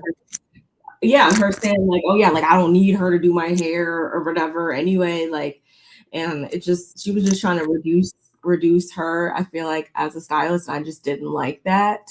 And again, Kelsey's just like, you post everybody else, so why not me? What was up with that? And mind you, at the same time, what do they call him? Martini Mike. He's over there and he's talking about they're playing MFK, y'all. And I thought for a minute Alicia and Joellen were trying to have like a Titanic moment because they were like at the is that the bow? Yeah, the bow. Yes. Of the boat, I believe. Yes. I ain't in the Navy, also don't judge me. But they were over there, so it's kind of like we have like split like scene situations. Before we know it, Dolores, she had got it started, and then she actually got up and she walked away, and I was like, see, that's such a veteran housewife move. Rulla, she has some secret liquor. I'm like, she's gonna be the one that keeps the flask. I see. Yes, but I like Rulla. It was just a lot of back and forth between them two, and it was clear by the end that this wasn't going to be the last that we hear about, or the last that we hear about this ongoing brewing feud that's brewing between Kelsey and Rosie, y'all. Did she start crying? I think did Rosie start? Yep, she does. Rosie starts crying. She had glasses on, which those were really cute. Some Louis glasses I saw. I was like, those are really cute. You could pass them over here. But she was like wiping and stuff like that. And I was like, okay, well, they are on a boat, so maybe she was, but no, she was crying again. I feel like Rosie was. And she calls Kelsey a user. And Ashley, I'm like, I wasn't surprised that Ashley of all people said this, but she was like, when your makeup looks the best, it's like, especially when you cry the most. I'm like, that's such an Ashley coded statement, I feel. I mean, think about her tagline, y'all. When she's not laughing, she's crying. So I wasn't surprised again. We knew that. I did appreciate Kelsey, even though she didn't obviously address it until now. Once it was out there in the group and stuff, it didn't really require Ashley to come up and get things started or anybody else to get things started between them. Like she did, once prompted, come out and say how she felt. Kelsey did. So I do respect her for that.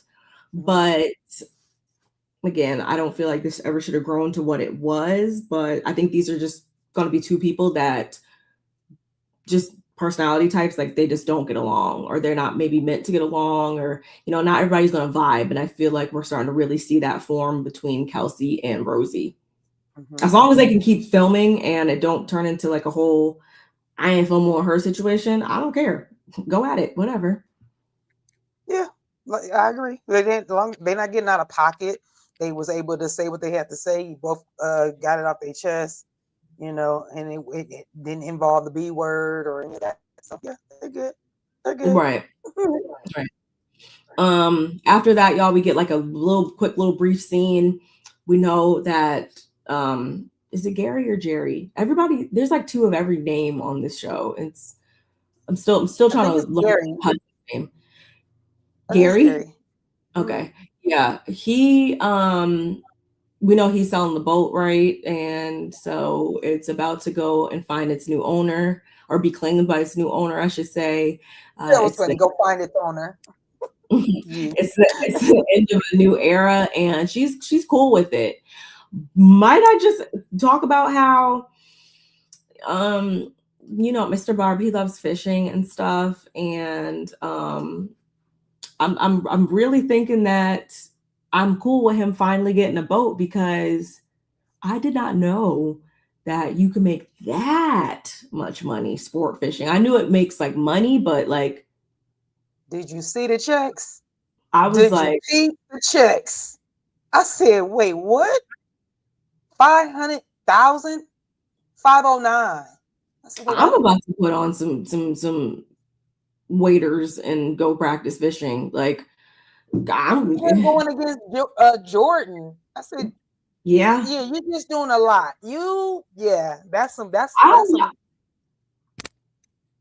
I don't know. And obviously, maybe it's just easier for me to say this because I am somebody whose spouse travels a lot for work and different things and stuff. So maybe I'm just desensitized to it at this point for most part. But I would be like, don't sell the boat. Like, I would have actually been cool with him leaving so much. If you bring that back to mama. Like, I'm okay with you being gone if that's what you pulling in. Apparently, him not having a lick of fishing experience prior to, and being able to say that he did, and it's done, and have those types of figures to show for it, which I'm assuming he only maybe that's how they built their business and stuff, and have acquired so much of what they've acquired is probably through some of that funding, because wow, that was a lot of money.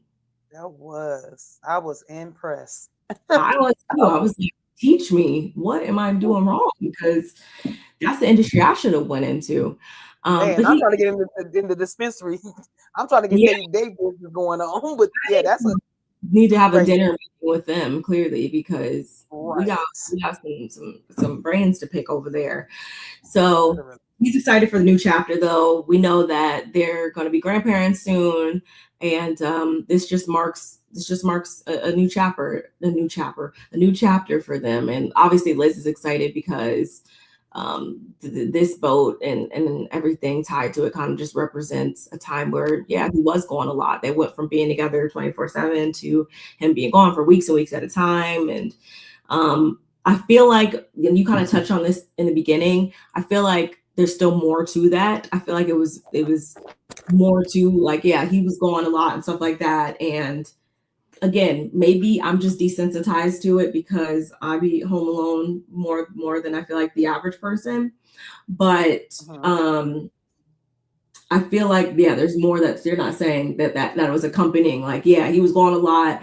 We were having these issues, or this was happening, or this, like, there's I want them to really paint the total scene with that time period, because there's something there. I feel it. Just like she said, she wouldn't mind living on the boat. Well, we did live on the boat. Well, no, he lived on the boat, and I went and visited the boat. I said, "Ooh, well, see, Something. I want to know more about that, and I'm sure if this show sticks around long enough, we might. But yeah, the boat itself is going to be gone, but I think there's still some story there. So Joellen and Rulla, y'all, they finally sit down. We have like this attempted truce situation between them. And I say that because Joellen's claiming that her issue is not with Rulla, it is with Brian. So she winds up dropping a bomb by saying that she's seen these texts between Brian and the mistress. Of course, Rulla was refusing to believe it. She was suggesting that it was fake texting apps and stuff like that, because she's been told that this lady does that. She's out of her mind. She's one not to be believed. And the only reason why Joellen even knows who the mistress is and stuff is because their kids went to daycare together.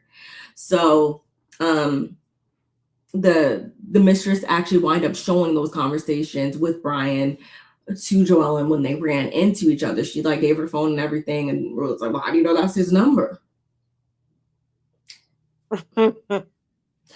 And Rulla's whole thing is like, this girl, she's out of her mind. It's like beyond fatal attraction. And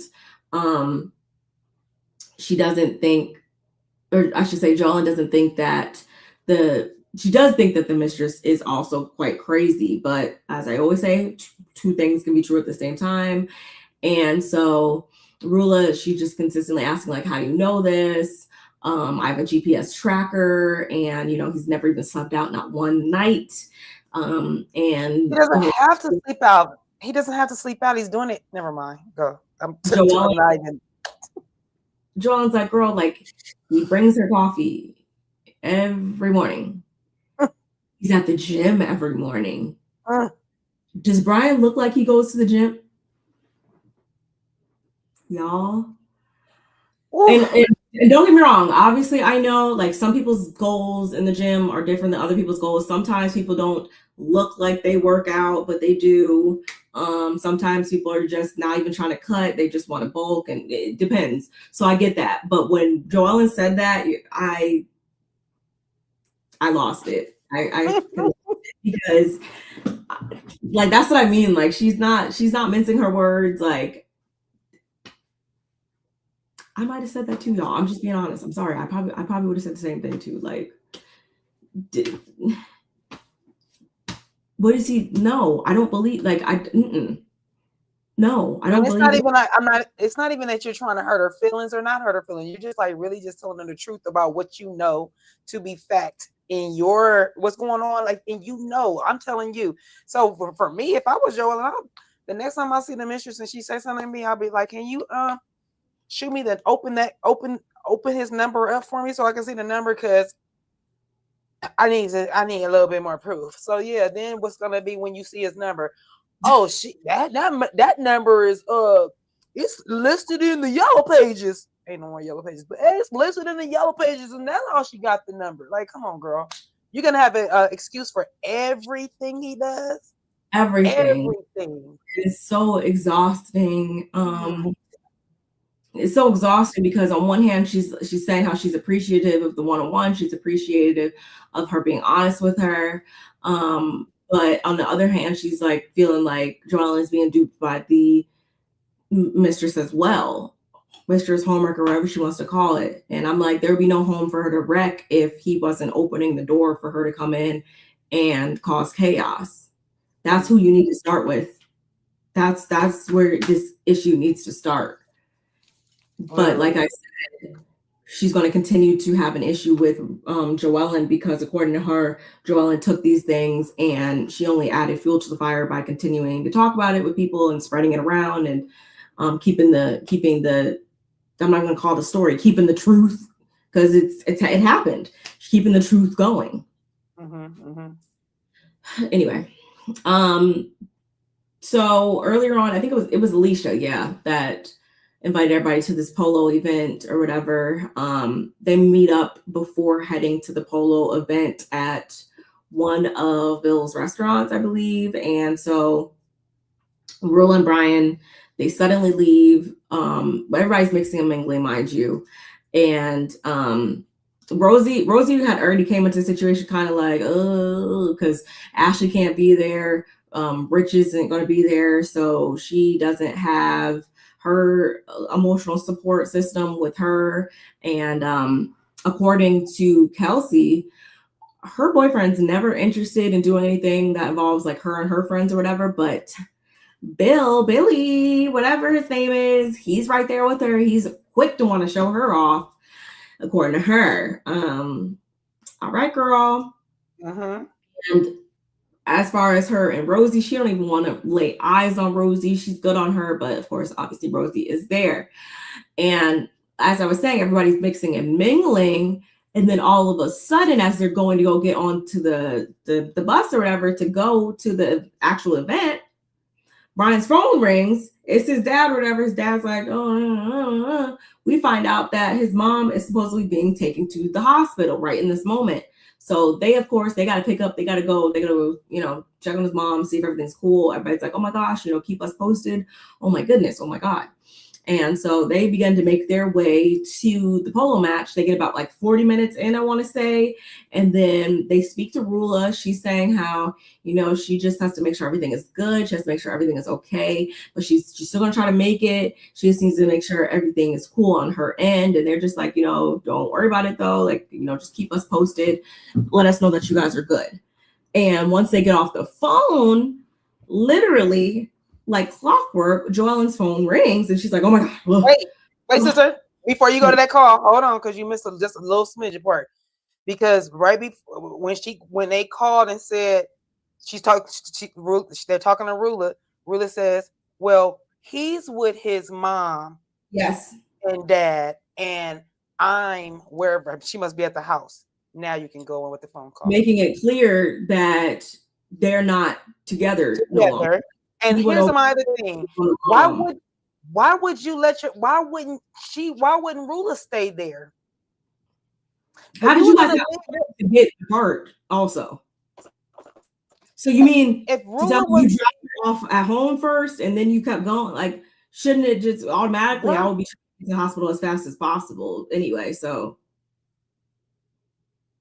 either that or I'm gonna go and I'm not gonna ruin wife. You go with them. You drop me off at the hospital. Drop me off at the hospital, or you stay, whatever. Or and then I'll just go. Yeah, and I'll meet up with y'all. Stay or something. I don't know. Like there's so many different ways for that to go, but somehow it's been made clear that they are not together anymore. Mm-hmm. So they pull up at the No, I'm saying Joellen, her phone rings. Yes.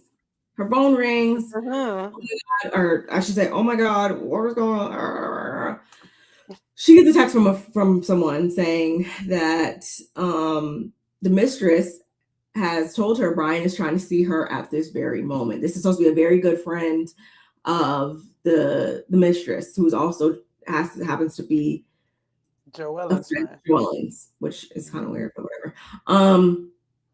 And of course, jaws drop. Liz, she wasn't buying it though. She's mighty coincidental. Like for real, come on. Oh my gosh. And it's clear that the mess just got messier. As they're pulling up, while en route, or as they pull up, I should say, they all get to the match. Rosie, right off the bat, she's telling Joellen about her home renovations that we heard about. They're trying to add like 5,000 square feet onto this itty bitty house. And Kelsey, she ain't buying it. She's like, girl, like that's not happening. Like you're an exaggerator. Like brewing, y'all. And Rulla and Brian, before we know it, they show up. So everybody's like,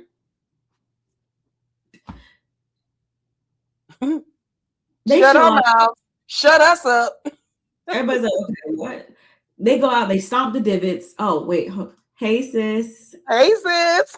Okay. Okay.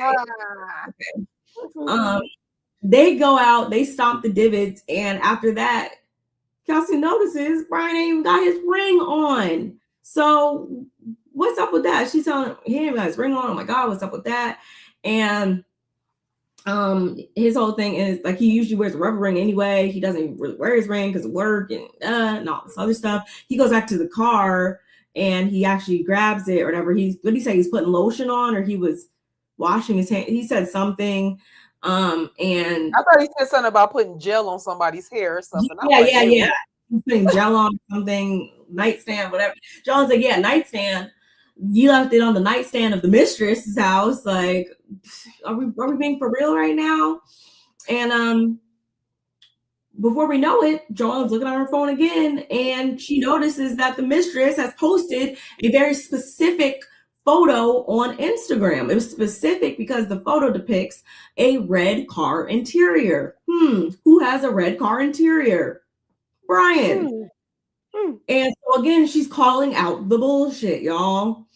And like I said, Brian was given this weak excuse. He goes, gets the ring or whatever. And we did see a flashback that he was wearing the ring earlier, but like we said, he was put some gel on or whatever, which is not, I'm not gonna say it's all the way weird because there are people that take their ring off to like wash their hands and do certain stuff or whatever. Things like that. Only when I freshly get it when it's freshly clean, I will. But no. I mean, because mine slides off now. But when I was a thicker woman, it was harder to get off, so I didn't take it off. It just was like it is gonna stay where it's at. But if I get it cleaned and that's reminding me that if I wash my hands or put lotion on, it's gonna mess it up, then I'm gonna try and be mindful. But nah. He just went to go see his mother in the hospital. There was no reason to take his ring off. What are we talking about here? I don't really like, unless I'm doing something that's really like if I'm like cleaning like meat or something with my bare hands, I'll like take it off or whatever. But yeah, if I got it freshly clean, then yeah, I guess I would too. But like I put lotion on my hands right before we came on, and I didn't actually, I didn't have it on yet, but I wouldn't have taken it off, but it just depends. So for the average person, you're not really going to put too much time and thought into that, but because he is who he is and does what he does, everybody's like, what's up with that? So Joellen immediately, timeline is kind of adding up perfectly. Joellen steps away. She grabs Liz. They grab Rulla. Mind you, Brian is at this very moment telling the guys how he got a text from this individual, and you know he made a mistake. He got stuck into it. Is his words. And Joellen's husband, what? Oh yeah, he shows Joellen's husband what this individual supposedly sent him. And so Liz, she wants to tell Rulla what's up, as if she doesn't already know. And you know, Brian really had the audacity to say, like, you feel bad hurting anybody, and then you wind up getting stuck in the middle of stuff. Like he's saying this to the husband and stuff like that. And I'm like, what? I'm the only one hearing this? So once Liz grabs, or once Rulla, I should say, is grabbed up by Joellen and Liz, she also grabs Brian. And then that is when Joellen proceeds to show what she saw online. From the mistress. Sidebar, Liz, Alicia quickly puts a wheat in. Kelsey was like, what is happening? You know, she keeps her saying, weekends is good. Back to the confrontation. The women, they're surrounding Brian. They're demanding answers. Joellen actually blows up on Brian because he's accusing her of perpetuating stuff once again. And she's not perpetuating stuff. She saw what she saw on Instagram just as well as everybody else that saw the post. And so she's not even paying him no attention. She's telling Rulla, like, she's not trying to hurt her. She's a wife. She's a mom. She doesn't want to hurt her. But It's not done. If she wants proof, she'll figure it out, but it's not done, girl. It's just not as simple as that. Liz, she's calling Brian, or I should say Liz calls Brian, as he's trying to like run away, I feel like. And, you know, he's of course, he's denying everything. He's saying that's not the case. Whoopty whoopty whoop. And we get to a point where Joellen flat out asks him, like, is he still talking to her? And he admits that he was still in contact with the woman as of yesterday. And according to him, Rulla knows about this. He told her. And that's when Joellen, or his name is also Gary, right? Joellen's husband. He comes over. He collects Joellen. And Liz starts to go on about how, you know, at some point you have to admit defeat and just move forward. And Brian is like, you know, exactly. I don't deny anything. We're moving forward. Even back in April, he sent her a text saying, you know, obviously I haven't left my family and I'm not going to leave now. Excuse me? Alicia, she actually believes him. She believes him, and you know, maybe that's why her and Rulla get along so well, because you know they're both so forgiving. Yeah. And Rulla says Joellen is actually friends with the wrong people, because they always hear how she's communicating with these people, and you know that's not something that she would do to either of them. So it's just like, you know, enough is enough. And in her confessional, Liz is just saying how she's not letting go of. Or she's not letting Joellen off the hook by any means for digging too much into Rulla's life. However, some of the things she's uncovering are very much, in fact, real. And so, you know, forget Joellen and just face it, Rulla. And I don't remember who brings it up. Was that, whose husband was that? Who was talking about, you know, mistress etiquette, and Joellen basically says Brian isn't letting this go because he wants Rulla to leave him. And supposedly the mistress was like, was she literally texting him in this scene? I don't know. But it's by this, it's supposed to loosely confirm to people that the affair is very much likely still going on, allegedly, at this point. He's playing it too close. He should literally, if he has not stopped talking to that lady while they are filming, he is literally taking the rope and tying it around his neck, because you understand that now everybody's watching you. Like, you are now in the forefront of TV now. So now it happens to all of them. So, but don't give them something. Don't give them something, or have something going on trying to break it up and it's still going on. I'm telling you, he's not going to win. He's not going to win this one. And I think he's playing with both of them. I think that it is true that he probably does want the wife to leave him, because if she files, then, you know, it will be her with the irreconcilable differences. Him doing it, it'll look like she can take him for more money, most likely. I think he's trying to cover his assets, and so he's not gonna do that to her. Because what you leaving for? You gonna say you leaving for? If you was leaving, what you gonna say you leaving for? You cheated? You gonna say that? Or you just, because as far as you and your wife are concerned, y'all good. So I can see him telling the mistress or telling somebody too much and saying, yeah, the only way this gonna work is if she leaves me. And you can tell he talked too much.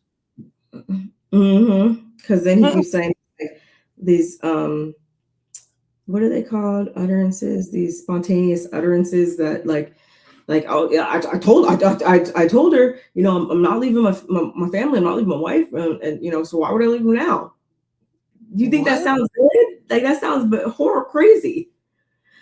That like the only scene I like with him is when his daughter when the daughter yes, I think the son had did something for the mom. for Rulla. And then the daughter says, "You owe me $1,000,550,200,100,000," and walked off. I said, "Now ain't she just the cutest little thing?" Other than that, I just feel like he's a liar. I feel like he's a stutterer. You can tell that he's lying to Rulla, and thank goodness Rulla is the type of person she is. In his defense, like it works for him because Rulla is just gonna roll with it. I don't know. It's something though. Like it's gonna, she couldn't probably see him with her own eyes, and she still would give him a reason. Well, maybe he was rubbing her back. Her back was itching. Like she would literally make up an excuse for him. And that's the type of wife he has, and that's terrible for her. Good for him, but terrible for her. Yeah, it's very odd behavior. Like something.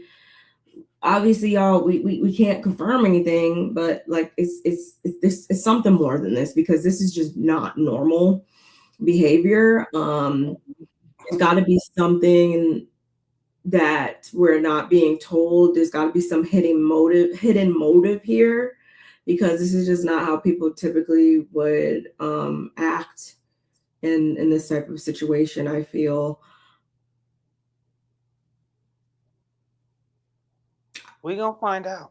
I'm just trying to like, yeah, I'm stumped because I don't know. I feel like we've never had to deal with this type of dynamic on Housewives before, where it's like, okay, this is really happening. This is honestly what they led with. Thank God they did, because if we would have had to pry this out of them that this even went down, that would just made it even worse. So I'm like, I can at least give kudos by saying that neither of them tried to hide that this happened or whatever. But it's the way that they're going about navigating it thereafter that is making me just look at them very much sideways. Well, like you said, yeah, we're gonna figure it out. We're gonna talk about it. We're gonna, have to figure it out because, oh my God. But nonetheless, to me, the show has still been giving. It's been giving since episode 1. Yeah. I love talking about it. I wish I really don't like having it on Sunday nights. I wish it would be like on a nice Wednesday. So it's not on time, I feel like would be a lot better.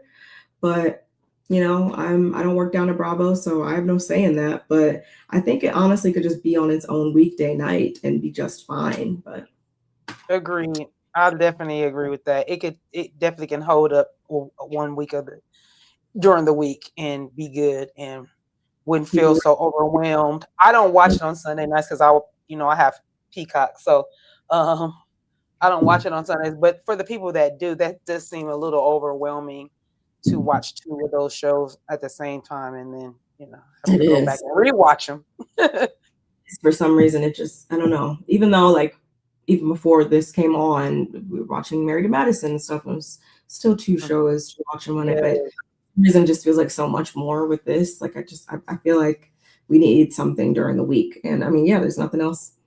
I mean, for y'all Beverly Hills watchers, of course, you're coming off of Beverly Hills during the week, but I think that we could stand to see it on a nice Wednesday, Tuesday, and be just fine. All right, y'all, come on, Bravo, listen to my sis. You know what she talking about. Definitely enjoyed y'all so much. Like I said, love talking about this. Shout out to everybody who came through in the chat. We appreciate you.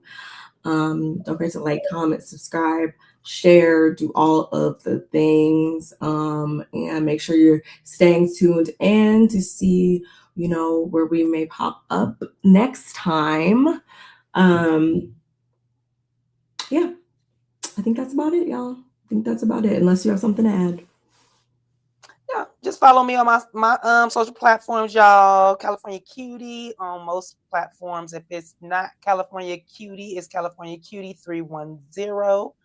And I come join my membership, please. I appreciate y'all. We still growing our channels. Y'all make sure that you guys are subscribed. Make sure that notification bell is on all, because y'all don't know when the next time you will see me and my sis drop something on one of our channels. So y'all stay tuned. Stay tuned. Yeah. Yep. And until next time, bye, y'all. Bye, guys.